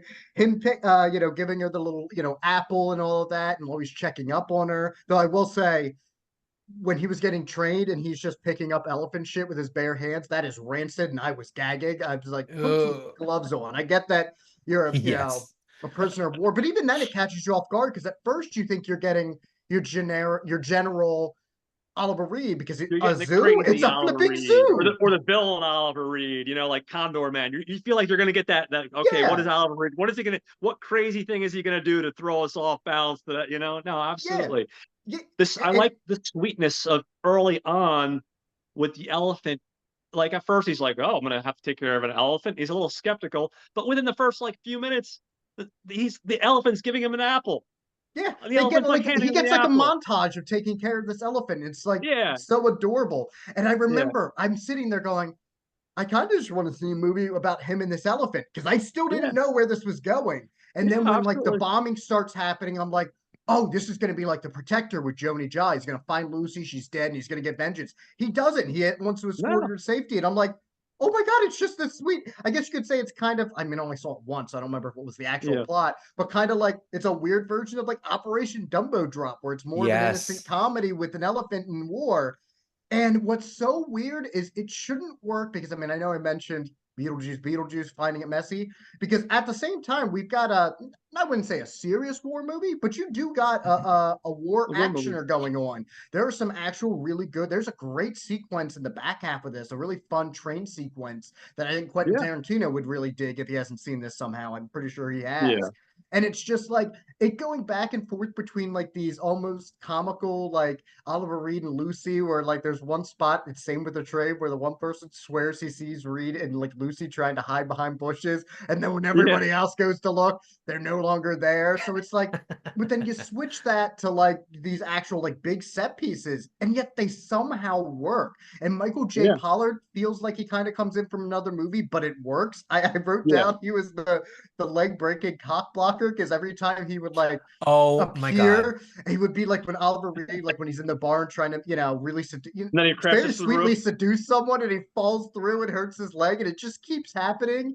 But then he has this like kinship with Hannibal Brooks, so he's kind of defending him. I was like, just let him do his thing with the elephant. All right. Just let him Yeah, do. And then how he's trying to set up this thing with the train. It shouldn't work, but it flows well. And it does. it just they Winter has this really good, comfortable pace with this whole movie where the two kind of intersect this action movie and this like just innocent, almost one step above what you would expect from like those Disney live action movies with animals like Yeah, Rascal and that, but with a little bit, obviously, a little bit more grit, but not too hardcore of a grit. Like I think you could most kind of comfortably show a kid this and be fine. I'm pretty sure it's PG, but it's also PG back in 71. So that yeah, doesn't mean it's necessarily for kids. But yeah, I was so taken aback by this movie, and I was like, I almost thought I was gonna be careful what you wish for aspect, but I'm like, I am so happy this ended up just being adorable Oliver Reed trying to save his sweet elephant friend Lucy from the horrors of war and try to get her to Switzerland. Oh, and by the way, we're gonna throw in some really crazy set pieces like going up a mountain and stuff, and they're yeah, gonna work. They're actually gonna be yeah. really like you could find this in an actual like the cover is not a lie. The cover makes this look No, like it's going to be Dark of the Sun, and there's aspects of this you could just place in a Dark of the Sun, and it fits perfectly, and yet it works. I don't know how it works, but it but it works. worked. No, I mean when I first saw the cover and then I saw the first few minutes, I was thinking, okay, I'm going to be getting like some sort of like British version of The Great Escape, essentially. Mm-hmm. That's what like that's the kind of vibe I was getting like the first few minutes, and then it becomes a little bit of that becomes an element. But then, like you said, you have this simple story about a man that bonds with a good guy that bonds with this elephant, and he does everything he can, even when at times he doesn't have to. He does everything he can to try to put the elephants first, because there are times in the movie where Packy's like I get it, you like this animal, but what are you gonna do? You're gonna bring him all the way to Switzerland with you? Like you got to think about yourself. You're a prisoner of war. You finally got out of this camp because the camp is bombed.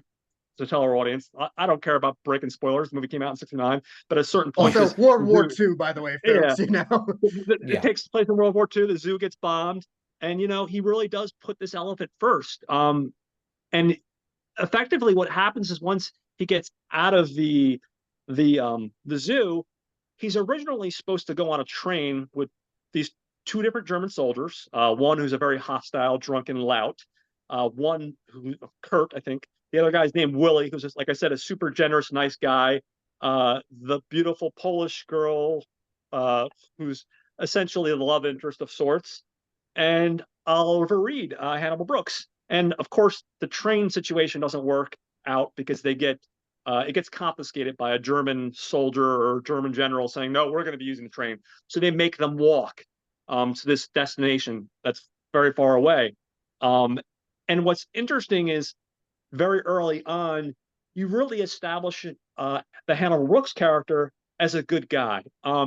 it reminds me almost of the mentality of like a lot of soldiers. You can tell the Hannibal Brooks character is being suckered into this war, but he doesn't want to be in this war like most soldiers. Mhm. He doesn't want to fight this thing he's doing there because the UK told him, "Hey, you got to get your ass over there and fight in World War II." There's a really honest moment, not too far into it, when he has an altercation with the drunken, mean soldier, German soldier Kurt, who's they're as they're walking to their destination, he's harassing people and he's basically just being an overall asshole. And essentially, he gets in a fight with him and he ends up killing him. But even after he kills him, he has this huge regret because even though he's in World War II, this is the first time he's killed somebody. Mhm. And Yeah. again, it really shows you something about the character and how he really doesn't want to do that. And he's really not like this kill crazy guy. Even though this guy's an asshole, he has regret about that. And they end up burying the body. And at that point, he convinces the other soldier, the good guy, that like, hey, why don't we do if basically if you come back and say telling him that you killed this guy, we're all going to be in trouble. You too, buddy. And that's the Willie, the good guy, the good German soldier. Is like, you're right. He's like, we're 100 miles away from Switzerland. Why don't we try to do this? And he manages to convince him that's the best course of action because then they'll be free and clear. Um, Also, later on, there's another scene that I won't get too much into detail because I don't want to give too much away. But essentially, uh, they're in a situation where, again, he, Oliver Reed's character has to kill some people. And again, you can see the regret. You can see that he really doesn't want to do that. He's a guy that's pure of heart. He's caught up in this war that he didn't want to be. He meets this girl who he kind of falls in love with, or almost falls in love with. But he's a good dude. He's not like you Mhm. said, Justin, early on. It's not the Oliver Reed from the Devils or Condor Man or some of these other movies that we're used to seeing. We're used to Mhm. seeing the Playboy Oliver Reed.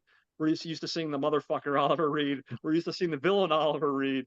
And there's a million Oliver Reed films that I haven't seen, but up to this point in the Oliver Reed films that I have seen, there are still a ton of Oliver Reed films um, that I have seen, and most of them seem to play up those type of roles. Mhm. So it's refreshing for me just to see Reed take on this genuinely honorably good Oliver Reed, this good character. Yeah. This uh, that was really nice. And sprinkled throughout the film, there's also plenty of comedy, and there are plenty of moments of genuine connections between our characters. It really surprised me because, like I said, there's a lot going on. There are some different subplots, going on sprinkled throughout the film. But it's surprisingly, like you also, again, touching back what you said, Justin, it surprisingly manages to flow well, and it manages to make for an overall um, solid film. Now, I won't get into too much towards the end. There are some unexpected things that happen. We see some characters that we love, unfortunately, take a bullet, so to speak, literally, which is unfortunate. Um, but the movie's got a lot of heart to it, and it wears its on its sleeve. It wears the heart on its sleeve, and I think it's a genuinely good film that I think's worth seeking out. I normally don't seek out other reviews. I just don't. I hate Rotten Tomatoes. Um, I don't actively seek out reviewers. I mean, I trust like the people that I listen. I love your podcast, obviously, Jose.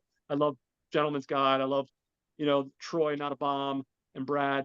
But I don't go out of my way to seek professional reviewers. But I couldn't help but not find a couple of reviews on this one, and it's unfortunate because I feel like some of the professional reviewers that reviewed this film did focus on the fact that there's a lot going on and they called it uneven because of that. And I think that's unfortunate because I feel like if you're going to just focus on that one thing, you're missing out on so much of the positive of the film. Um, just because a film has a lot going on doesn't necessarily mean that's a bad thing. As long as you're able to put it together, it's like a jigsaw puzzle. As long as you're able to put those pieces together and tell a cohesive picture or a cohesive story, I think to me that's the most important thing. And I think for me, this film really does that quite effectively. At least, and that's I connect with the film. Mhm. We don't get a lot of simple movies. Well, not simple, but movies. There's not a lot of movies with a lot of heart nowadays. I'm not saying they're not out there because I don't want to generalize, but this movie has a lot of heart and a lot of likability to it. So And anyway, you know I've what I rambled on long enough. yeah. Those are my general thoughts. I'll let you guys continue what you thought Yeah. of the film. And actually, I want to tap onto that because I haven't read those reviews, so I can't Yeah, completely judge it. But I guess I can also tie that into my feelings of Beetlejuice being uneven. For I was them, about to go. but for them, I think it sounds like they found it uneven, and maybe they didn't find the heart worked with the maybe horrors of war. But I think two of the reasons it works, and you touched upon, is one, while there is some grim reality, I think Winter was smart enough to not go too far with it, so it yeah, doesn't feel as jarring. But I yeah, think, and I wasn't really until you were talking about it, I think the real reason this works is because since Reed is playing such a almost innocent human character, like this person who almost is ruined by war, but still has this shred of humanity. Like, I mean, when he comes out of this to go work at the zoo, or even then when he gets to being a prisoner of war, it's like one of his remarks is like, "Oh, it's really pretty around here," and I'm like, "That's a yeah. weird thing to say at your area," but he still You're a thinks like POW. Yeah, the world around me, and like his innocence with Lucy when they finally ask him, well, "Why are you taking this elephant to Switzerland for?" Just generally goes, "Well, she's never been." Like he's just like exactly. it's almost in a weird way kind of like the elephant version of Hacksaw Ridge, where it's a movie about Oh the God. horrors of war, but Yeah. here's a human being that is still retains his humanity and is the beacon of light in war. And it's Yeah, somehow not, and I actually like that movie, but it's somehow not me too. as saturine or melodramatic as that, despite the fact that at its core it is. And I think that's why it worked for me. And where other Yeah, movies, or where I can see why this would be uneven and wouldn't work for a lot of people, it ends up working because I think Winner is so focused on that. And it is still weird because there's a part of me that's like, man, I don't know if these action set pieces, which aren't really grim, they're just more exciting, if they should work. But I think the reason they worked for me was since this is, I mean, there's always two different types of war pictures. There's your come and sees or your all quiet yeah, on the Western fronts that want to be war as hell. This is what it's actually like.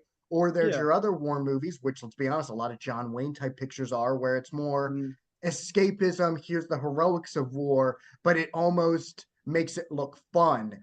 And you can yeah, almost say this tiptoes more into those where it's just like, yeah, here's these unique set pieces, but it works because of this is an innocent movie. And it's you do need these every now and then. I mean, how many yeah. movies Absolutely. about World War II, even by the 1969, had you gotten? And this does just work. And I wouldn't be surprised if maybe this did originally start out maybe as something from like a Disney or whatever, Yeah, and it just kind of got away, and it probably was for the better. But it, yeah, for me, it just, even if I on paper and sometimes could kind of go, yeah, maybe this is a little uneven, they find a way of that innocent charm. And I think having Michael J. Pollard almost being the antithesis to Reed, oh, of like absolutely. he does, like you said, he's kind of like Great Escape, like he's more fascinated, like he needs the war to kind of keep him busy. He's just fascinated by it. But his is almost like he's not sadistic in it. He's Yeah, just he he's just the like fuck same these type of guys. Yeah, innocence as Reed. It's just implanted more into his surroundings of like his whole thing with the train. It's more his fascination with setting up this destruction of a train than it is mm, actually harming people. It's just like you could almost see this guy as like an engineer or an architect, where that's why you could find him as John Kramer, where it's like, well, what if I was just an architect or an engineer, but instead now I have to like punish people. But I think that's why this movie kind of works, because it Winner is able to keep this innocent charm throughout, and it's just I can't get over how much this actually works. Even that romance with Reed. I mean, yeah, you mentioned, let's go back to Slingshot, Jose. One of the reasons I think I just didn't think Slingshot worked was it rested a lot on those flashbacks. And I just thought he and that actress didn't have any chemistry. And there's times where I think mhm, that's meant to be intentional,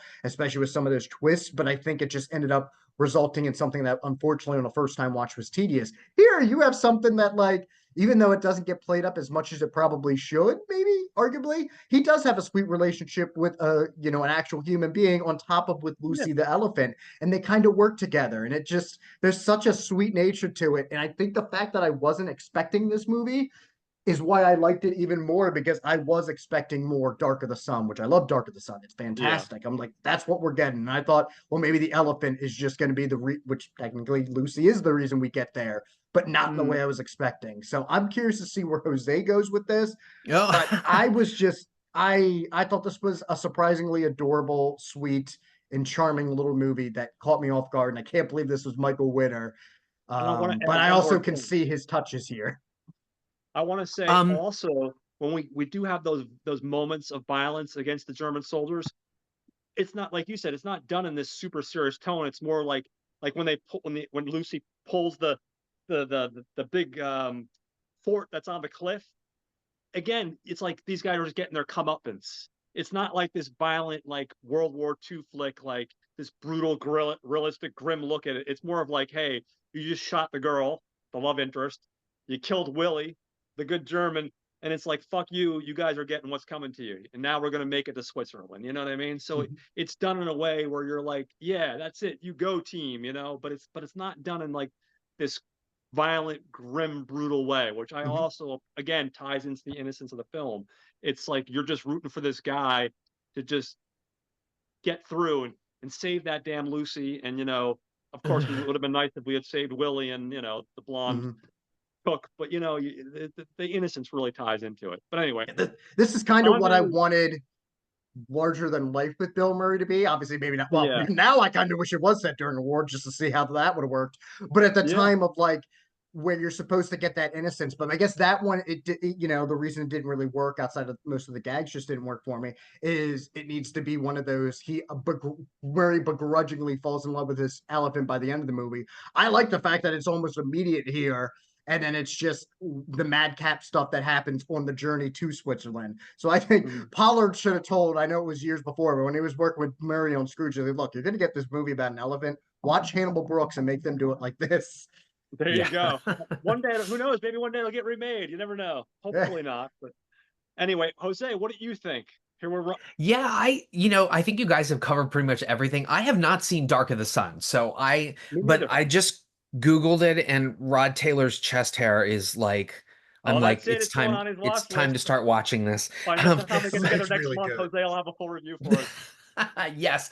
Um, it's weird. It's not a toy. I had also taken a look at some of the reviews when it had come out as well, and I think that the tight wire act of reviewing films when they come out is you don't always have the benefit of context. And so I say that because this is one of the reasons why I love 60s and 70s cinema is because this is this is 69, I believe. 69, I believe. Um, but you can really see just from a nerdy film point of view about how they play around with the narrative here in some ways. So, for example, they're talking about the German guy and they're talking about like pigs, and then suddenly the next shot is of an actual pig, right? Pig. Um, or Oliver Reed and the nurse are the woman. She's not a nurse. I'm sorry. I think her name is Vronya, but Yeah, they're yeah. talking about like the war and how it's affecting their lives. And rather than just playing out the scene as this conversation in front of a campfire, it switches to them inside a church. And and Oliver Reed is continuing to talk about, um, just the war and how even though it's horrible, you can still be peaceful in some ways about it. And so again, they're playing around with like the visual language, and I love how that is so evident in this film. In addition to the fact that, like, although it does seem like a lot is going on and there is this huge shift in tone from, the horrors of war to then this, meet cute between him and, Lucy the elephant or whatever, and then back into these action scenes and people dying and stuff like that. Um, normally I think most people would say, well, it's too jarring and I couldn't get into it, but Mm, I loved it. I thought that the sort of just the reminders that they're in a post-war period, and not a lot of news has spread through Europe, that they can't Mhm. just, pull out a cell phone and be like, hey, things are different now, let's all act accordingly. I think it works in the context of the film. And I happen to like that jarring tone, like I love that it vacillates from, him playing soccer with Lucy and all of Yeah, that, to then being like, well, now we've got to save her and we've got to like bring her across the Alps like Hannibal did, so thus the title Hannibal Brooks, but then going right back into, um, there's some scary German people out there, and yeah, they um kill people and stuff like that. But again, with this kind of filmmaking too, there's a part of you that wants to sort of be like, well, why is Hannibal Brooks in the military to begin with, right? Because he talks about the fact that he's like, oh, I love the zoo. It was the best, I think he says, 4 weeks of my entire military experience. And you're sort of like, well, then why were you in the Well, I military mean, to back begin then he with? probably didn't have a choice. He was probably drafted. yeah, Well, but see, the thing I love about 70s cinema is you don't get that answer, right? Some Mhm. people would be like, well, they never told us about why he was in Well, the military, but you don't need to know, well, right? yeah, You just, I think the answer is yeah, because it was World War II, and back then you still had drafts, so you just kind of yeah. yeah, accept the fact that that's what war was. It wasn't yeah. people volunteering to go. It was, You're back then. I going. think That's it. you're going, and you had to make the best of it.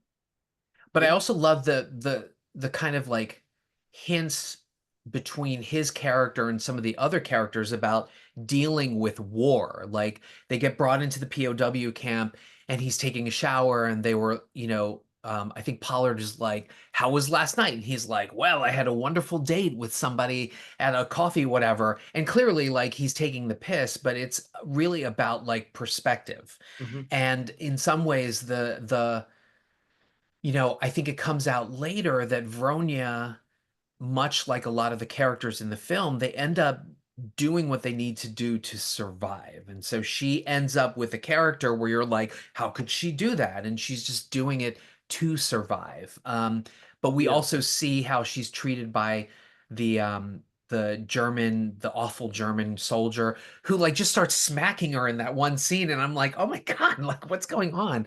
Um, but then it cuts back to like these cute scenes of the romance, or Pollard's cock blocking, right? Where every yeah, time it seems like they're about to have a kiss, he comes in, or a soldier comes in and like messes everything up. And so it's an odd curio of a film to have these action scenes and then the cute animal scenes and all of that. But it does all work, and it's all really, really charming, even when people are dying, which is really odd to say about a film, because when yeah, we get to that one sequence where they're at the border and it's like, yeah, Lucy's gonna like make the fort come down. It's all really grim if you think about it, because, you know, the German is trying to like get them killed so he can get somewhere, and Vronia is torn between this choice of like, do I tell them or do I survive and go with the German soldier and end up in the hotel, eating our schnitzel and whatever.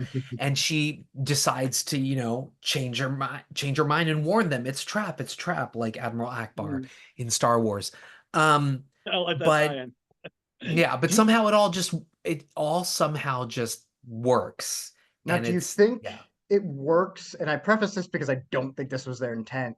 But when we think not just obviously about war movies, like I mentioned with like John Wayne and that, where we boil it down to good versus evil, but do we also think it's because that's how a lot of times in history books we had to perceive war as we were good and Nazis were evil, so we won. So in a weird way, we look at it as charming because we're seeing Lucy and them are the good guys. So it's easier for us to go, well, this is charming because they're taking down evil Nazis. I mean, that's why Nazis are always used in movies, is because it's our easiest answer to, well, they're pure evil. That's what we think. We Yeah, forget of that there course. can be nuance. Do I think that Well, was probably it's their intent? Maybe not, but I think maybe that's why Yeah, this works too, is because in a weird way, it's not so much parodying, but it's kind of addressing why some of those war movies that aren't really realistic, but why they work, because we digest history sometimes as escape as simple good versus evil. We get rid of Black and white. the Yeah, I nuance. mean, Willie's a Well, I perfect yeah. example Yeah, because Will totally. because he's a guy that's obviously just like these other guys. He was drafted in to fight a war. He once he realizes they killed the one drunken bastard of a German soldier, he's like, you know what? Fine, you want to go to Switzerland? Let's go to Switzerland. Because if I turn you guys in, I'm gonna fucking die too. We're all gonna be up shit's creek. But you can, Yeah. besides that, there were moments even before that happened. He was treating Hannibal Brooks and Verona like normal people. He was having normal conversations with them. He wasn't treating them like, "Hey, you're my piece of shit prisoner of war." You know what I Mhm. mean? And bow before me. You're nothing but garbage. So you could see the And humanity in actually, him even before that happened. I love that you brought that up because it piggybacks on Justin's question about why this works. And I think it works because it would have been easy to be like, well, it's a war. But I think what's Yeah. interesting about this tale or the screenplay is that it brings it down to the level, the sort of microcosmic level of the people affected by war and the soldiers themselves, right? So Yeah. the boots on the ground, they don't get the full like decision making or really what's happening. Um, Mhm. but back then, and I'm sure it's not really like that now, or maybe it is like that now, soldiers can be conflicted by the mission and then treating people as a human being. And I think that that's what makes this film charming is that, yeah, we've got German soldiers who act like the master race and take everything Yeah. seriously, but the Yeah. majority of the characters are just trying to survive. They're just Yeah. trying to fulfill their orders or do whatever. Like Pollard, his whole thing is Yeah. like, I want to escape because I don't want to be in the military. And that's a real human thing to feel. Or even the one British commander who is in there and who's in the POW camp with them, like Mhm. you would think that his conversations with them are about the mission, what's going to happen with after the war, but they're not. He comes in and he's like he pretends to be giving like a seminar, like a priest sermon, but instead Mhm. he's like, I won the bet when we were talking about what's going to happen after the war, so you guys owe me cigarettes and 20 pints of like whiskey or whatever. Yeah. So I think that's why this works because it's more on a human microcosm level in terms of war versus the macrocosm. But you still get some nice action sequences and some Oh, tension out of absolutely. that, right? But I love that it was just this smaller feel where, they don't treat the German soldiers horribly. They're just kind of No. like they accept, their Yeah. position. Yeah. And almost like when he first meets the zookeeper guy who's tending to Lucy, he says, Yeah, I was a I should have prisoner of written his war. name down. I should have written Yeah, his but name he's down. He like was fantastic. he's like I was a prisoner of war once. I was in Yeah, Hertfordshire. And yeah, Reed goes, "Oh, Hertfordshire, it's so pretty. I Mhm. imagine you loved it out there even though you were a prisoner of war." Mhm. And that's yeah, sort of the charm of that film is not really letting the realism crash in its perspective. yeah. But I will say this, there are two very glaring, weird like writing or editing mistakes. So the first is um, he dives out of the tank that he's repairing, Mhm. and as the officers are shooting at him, how are the bullets on the other side of the tank They're coming magic bullets. if they're all Yeah, standing on the other exactly. side? I was like, what is happening here? And you So might you remember say the story Jack and the Beanstalk, right? With the magic beans. the Well, this magic is Jack and the bullets, Beans. right? It's magic Magic bullets. bullets. Right. I mean, I guess you could say they're shooting under the tank and that's where they're coming, but it really does look like the bullets are being shot from a different angle. So that's one thing. Mhm. And then the other thing, which I thought was hysterical, is Reed grabs the rifle from the German guy when they're fighting on the hill, and he throws it in one shot, and then there's a cut to Vronya and Willie reacting and saying, "No, no, no, do this, say something, something, something," and it cuts back to Reed, and you see the rifle fall in the background. And it's like that should have happened already, which Mhm. I kind of loved. I thought that was really, really interesting. I also think it's interesting that the big burly German guy gets cracked on the head and then he dies.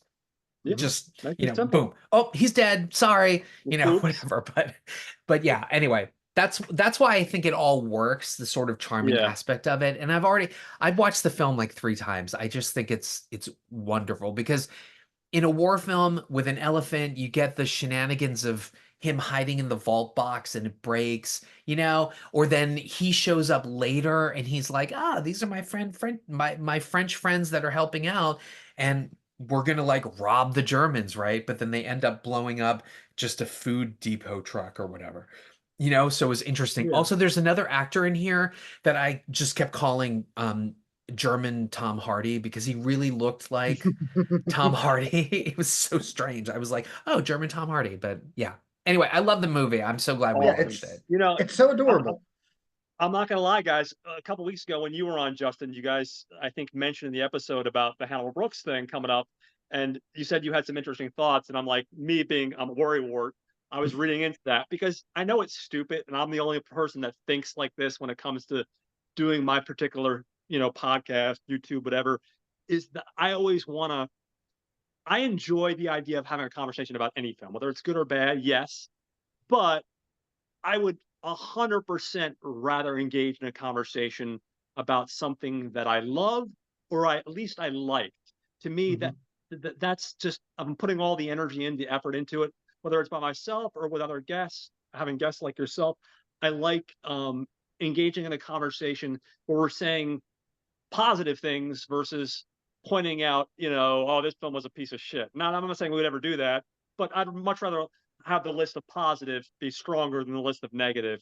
And it's just something I prefer. It doesn't always have to end up being that way, especially when you have guests on. But so when you guys said that a couple weeks ago on your show, I was like, oh, they said it was interesting. And I'm like reading into that thinking, oh, these guys fucking hate this movie. And I'm the one that No, put it in, even though you picked no. it, Justin. I know you picked the movie, but I was the Yeah, one that recommended it to you because I bought it off Hamilton Books very cheaply. And I think and you that said a couple weeks later you were going on yeah Hamilton Books and you were like, "Oh, John mentioned that, and it's yeah only $6, so I should pick it up." yeah. So yeah, I was a little bit worried, and it's stupid because everyone's entitled to their own opinion, and I'm not going to like chastise anyone for having a completely different opinion than mine. I mean, I was on Brad and Troy for Eurotrip, and even though that was a stupid movie, I love that stupid movie. Not a perfect movie, but it's a stupid movie, and they fucking Yeah, hated that Troy fucking did movie, not yeah. which is like fine. Which that movie. And I Which was is like, how is fine. this possible? Uh, But which I'm not the biggest fan of that movie, but no, I'm and kind I of in get the that. middle. But I will say this, Troy, if you're watching, I referenced Van Wilder, The Rise of Taj to him because it Oh, Ugh. you made a did? Yeah. joke about a barn, and I was just like, how is it that we were just talking about this joke from Dude, Where's My Car? And then I watched this. Euro Trip is a masterpiece compared to both Van Wilder, Rise of Taj, and then Van Wilder, Excellent. Freshman Year. So I don't want to hear how Oh, bad Euro Trip is. You haven't seen bad yet, no, buddy. no, and and it's not like I'm like totally Amen. like, it's not like I'm totally like, oh man.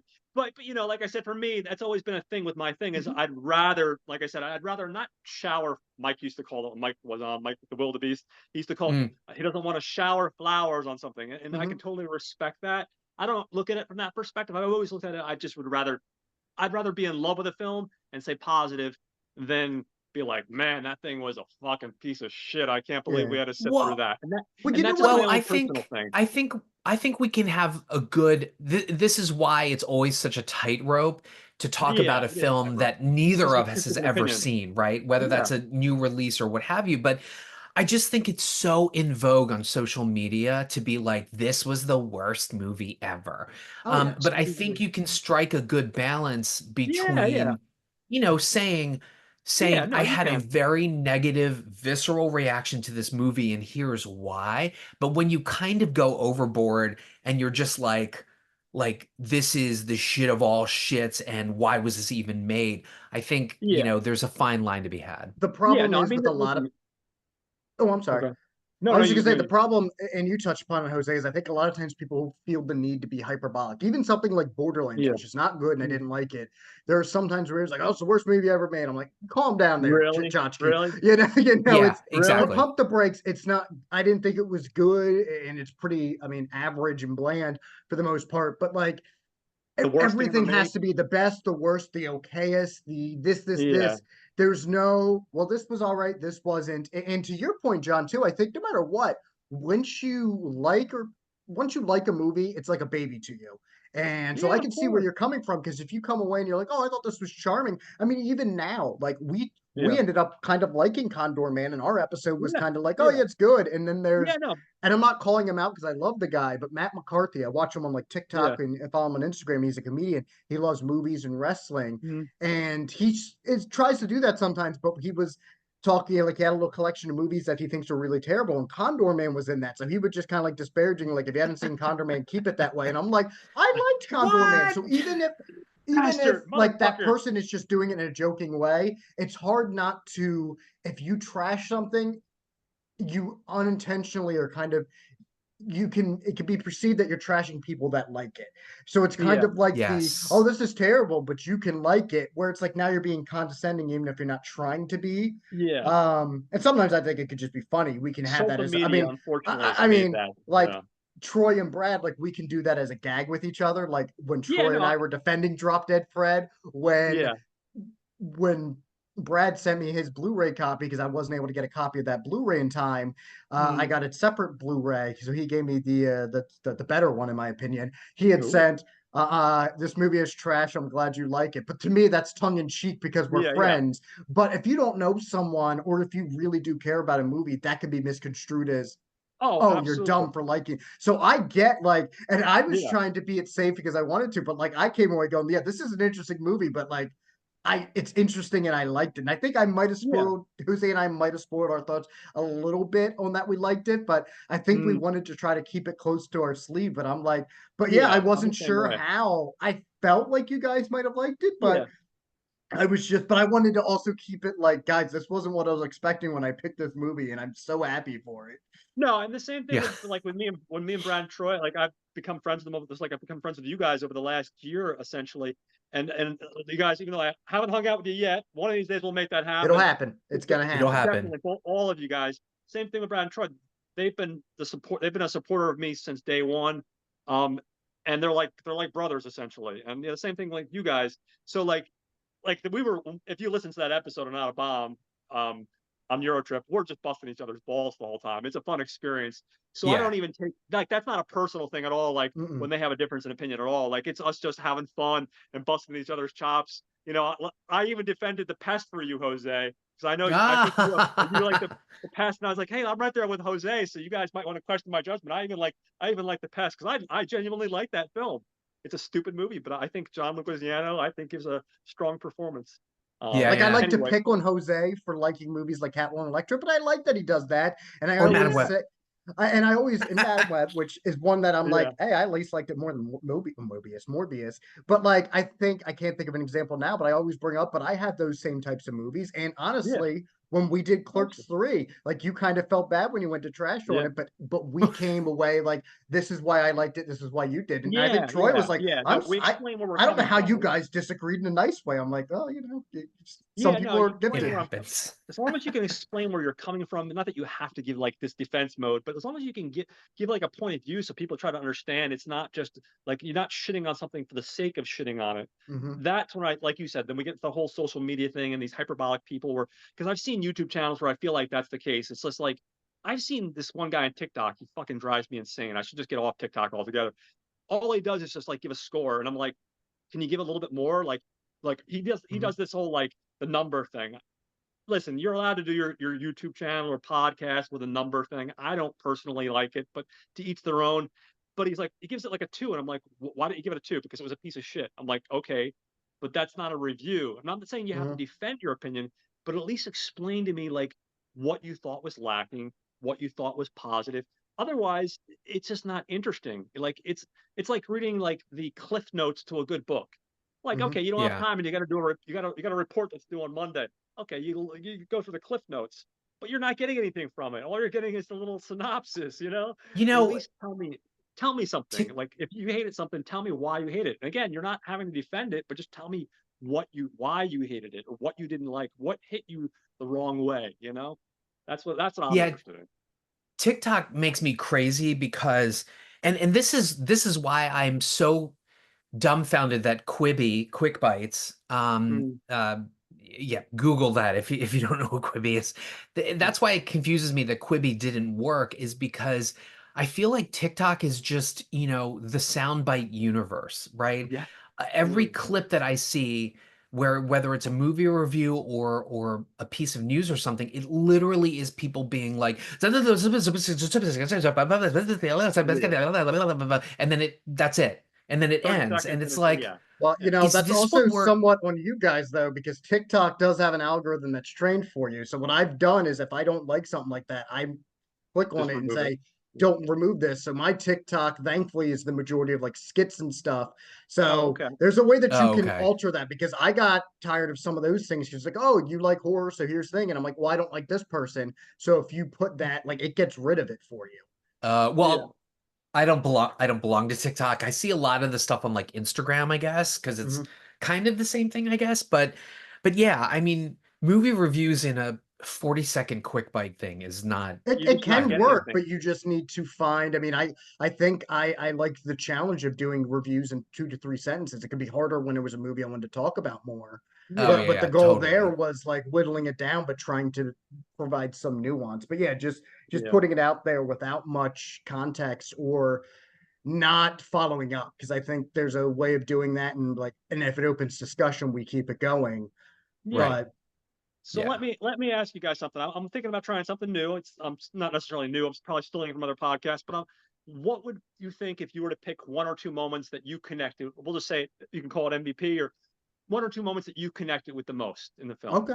when you watched it. For What? this movie, oh, that one's Yeah, easy for me. It's definitely basically everything with him bonding with Lucy initially at the zoo because it sets yeah, the tone for the movie, but it's what caught me off guard, but made me go, no, this is what I want. And then when I got that, it was like to a degree, it was like a treat. And for me, it was yeah. just that was immediately when I'm like, okay, so this is what the movie's going to be, and I'm vibing with it because it's so genuine. It feels Is so there one in sweet. particular that you were like, man, this moment was just really like hit me in the feels, or Honestly, the apple. I thought the apple yeah, was really yeah, that moment yeah, Oh, was I so yeah, cute. know. And then if I had to later, the scene where he goes, the reason he wants to take her to Switzerland was she's never been. It's just yeah, yeah, it's yeah, probably made more for a comedic line, but it yeah. really highlights It worked. his sense of his point of Love. view and like Yeah, he genuinely values Lucy like we do with pets, how I do with yeah, Cheeto and did with Shadow of yeah. this is a member I want to take her to see the Family. beautifulness of Switzerland.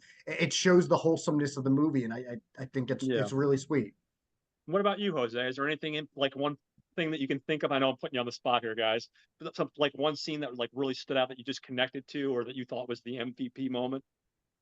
Well, I've got two. I really loved the border sequence and the suspense that kind of Yeah. happened there with that guy who looks an awful lot like Thomas Kretschmann, who's also a German actor.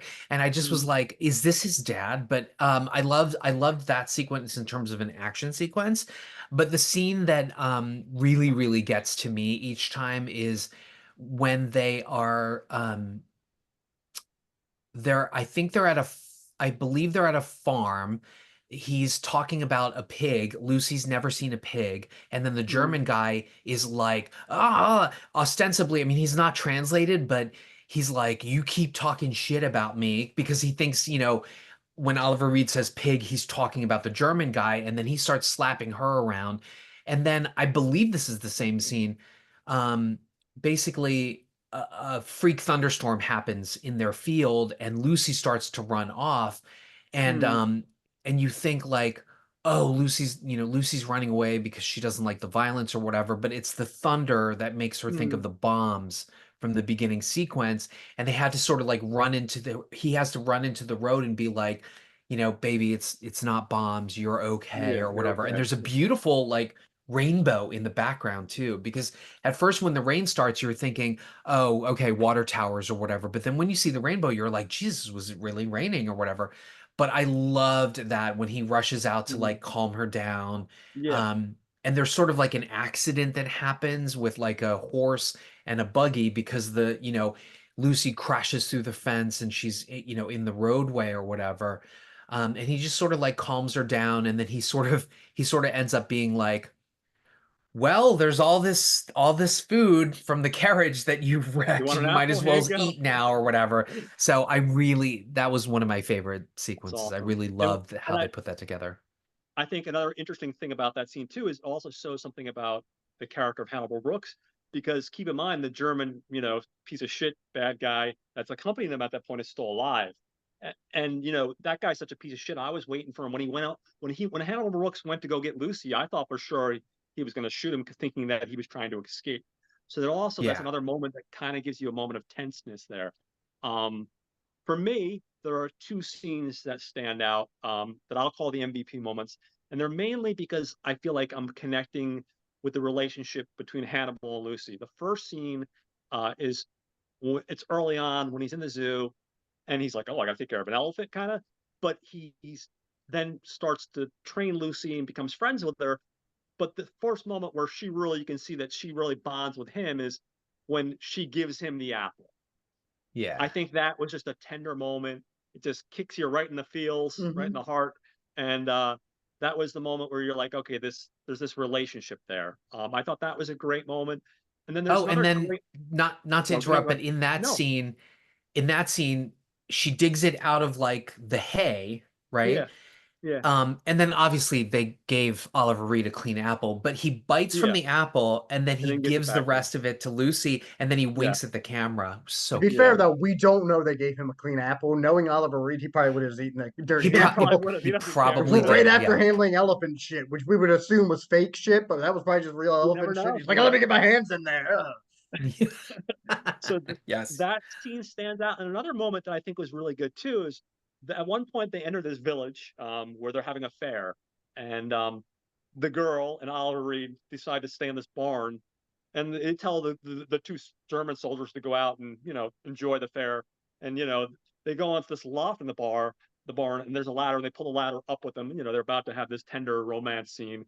And then at some point, the evil piece of shit, I think his name is Kurt, if I remember correctly, stumbles in drunk, and he's just like, "You put that ladder down, put that ladder down. I'm coming up," and they don't want to do it. Oliver's like, "No, fuck that lousy German kraut or whatever." So effectively, I'm ad libbing here.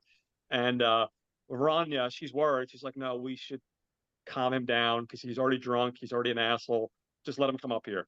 So she goes to put the ladder down, and we see the drunken soldier go to climb the ladder, and the good old Lucy comes in and she just knocks the ladder from under him, and he falls on his ass and he's knocked unconscious, and then we don't have to worry about them being bothered for the evening, and he's put to Yep. sleep. So And it's kind of a he says comical something moment. he says something along the lines of like, well, the master race doesn't realize you're never to climb a ladder around an elephant or Yes, whatever. Yeah, exactly. So it's that was great. both a comical moment, which I appreciate because I love my comedy, but there was also, again, another tender moment.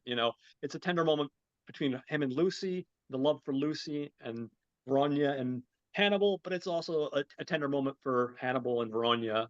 So it was another, just a really good movie, good point, part of the movie that I think really just connected with. So, Well, it's also all right. interesting too because they, I don't know, did you get the sense that he was like raping Vronia as they were traveling or whatever? And she sort of just did it because she didn't want any tension. And that's partially why she put the ladder down. She was like, just let him come up and get all slovenly on me or whatever.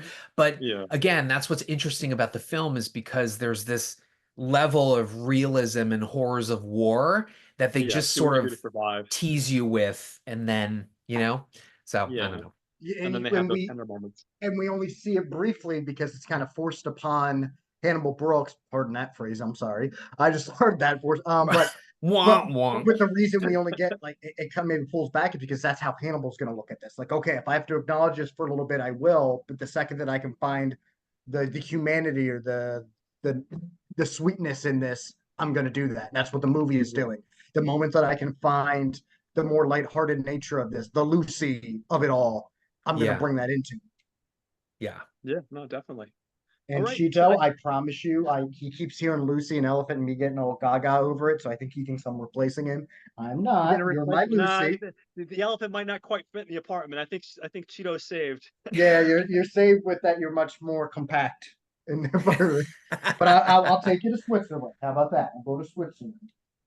Oh, So I guess with that, I again will thank both of you guys. It's always a pleasure having you on. It's been a Mhm. wonderful experience of doing this spotlight episodes. I definitely missed last month, like I told you earlier, Justin.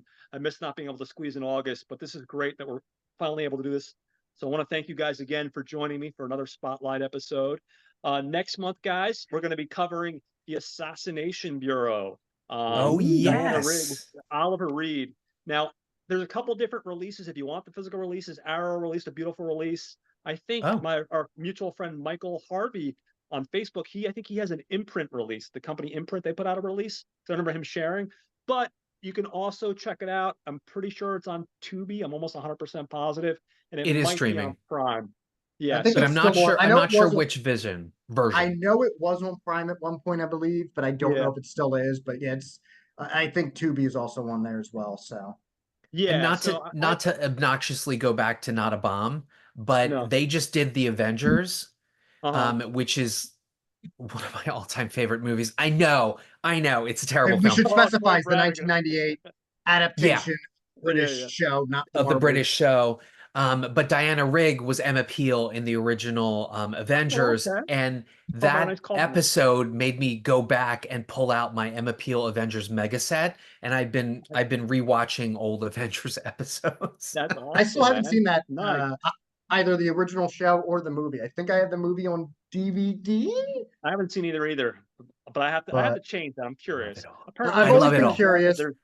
they cut 30 minutes out of the film, so I'm curious to see what the 30 minutes they cut. You know? I'm Yeah, like, you know what? People are all like hashtag Snyder cut. I'm like Yeah. hashtag Avengers Director's cut. Come on. well, Yeah. Well, unfortunately, I think the immediacy of newer Snyder being new, but unfortunately, I think people have needed to see that Avengers movie in order to want another cut of it. Yeah, yeah, no, for yeah. sure. So I'm going to give a shout out at this point, guys, for all my listeners. Of course, again, watch Skip Plus with Jose and Thank Alex, and you. occasionally Justin popping in, which Every now always That's and then, I awesome. come back right. home. You know, we gotta have Yes. those Justin appearances, which adds that extra spice to the show. So definitely check out Watch That's Skip Plus. cinnamon. This week you guys are covering Beetlejuice, right? As you mentioned Yep. earlier. So you guys Yes, look yes. forward to that. Check out the review. Usually you guys either put out like Friday or Saturday, usually on Friday. average. Friday. It's So check Friday. out this Unless I Friday. get forgetful and then it doesn't happen Yeah, until I know. I think Sunday. Alex was busting your chops last week. He's like, I think he put it on Discord, and Jose on it was like on a Sunday. I think he put on Discord, and Jose finally released the new episode. I think he did it Yes. playfully. It wasn't like a jab or anything, but I thought it was cute. It's Um, true. so yes, check out the always fantastic Watch Skip Plus. These Thank guys are you. great.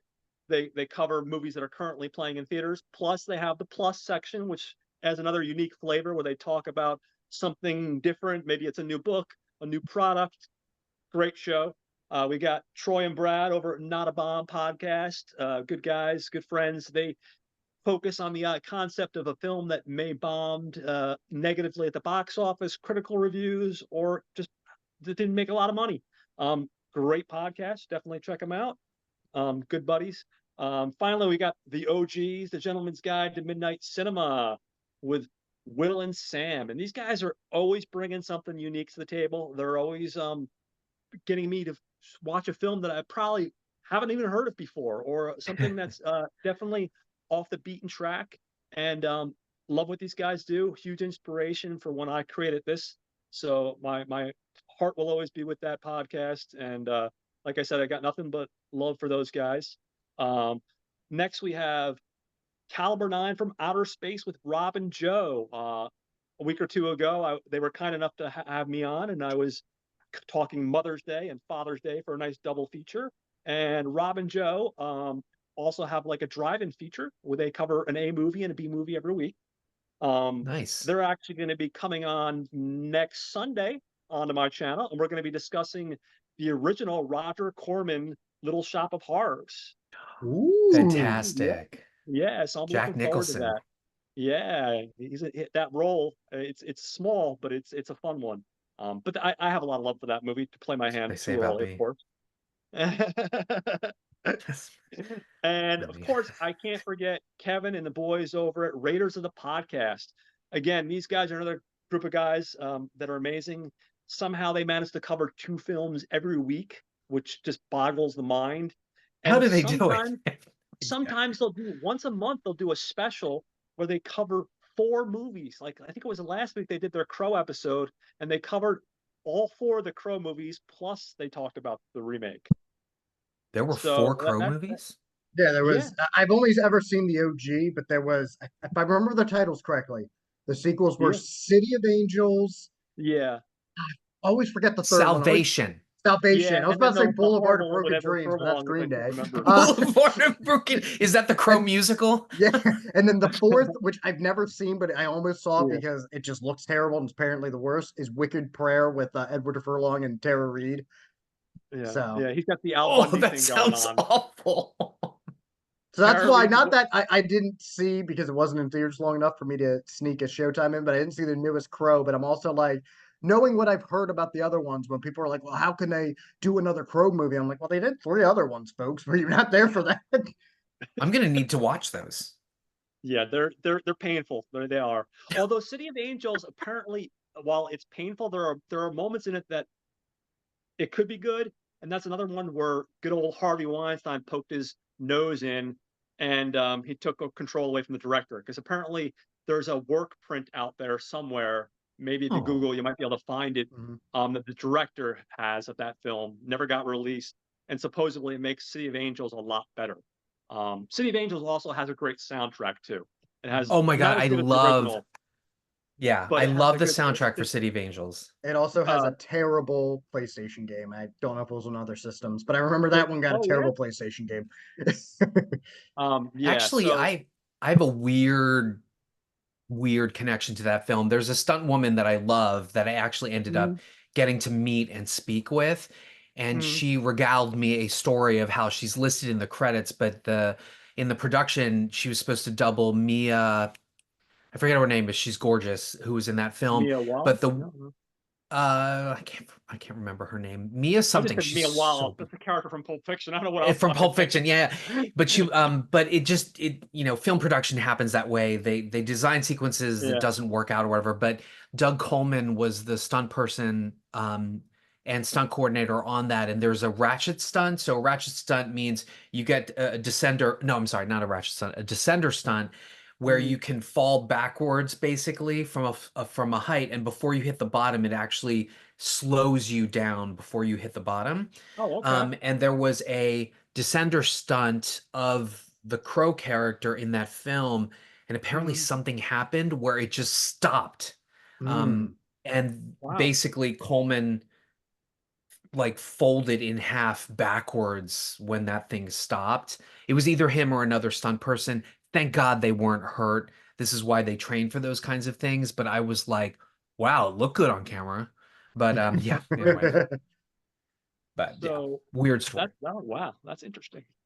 So yeah, that wraps up today, guys, for today's episode. Again, thank you, Justin and Jose, for showing up again. You guys are the MVPs. You're awesome. Love having Oh, you. no, you're Like I the said, true Oh, MVP. I thank you for no, not having at all, that's us. not at all. And We're gonna look ditto. forward to. I'm really curious to hear what your thoughts are. If you haven't seen the Assassination Bureau, I look forward to I I hearing your have thoughts on not, it. and I'm very curious. Um, And this just came to me. I don't know why it didn't come to me earlier. But Oliver Reed might have been one of the Three Musketeers. But today, yeah, as we reviewed his Elephant movie, we are the Three Tusketeers. exactly. There you go. I love it. That's a good way to end things. So thank you everyone for tuning in. I'm remaining Appreciate. silent. I know what's going on. You know it's bad when Jose's remaining silent. There's something amiss here. But I thank all my listeners for Brilliant. always continuing to tune in and check out next week as we cover Little Shop of the Horrors, and we got some other great stuff planned for the future, which I will not announce yet. So I hope everybody has a great night and enjoy the rest of your weekend, everybody. Hold on 1 second here. What I miss when Red is not on. Yes. So this is the thing. Come Halloween.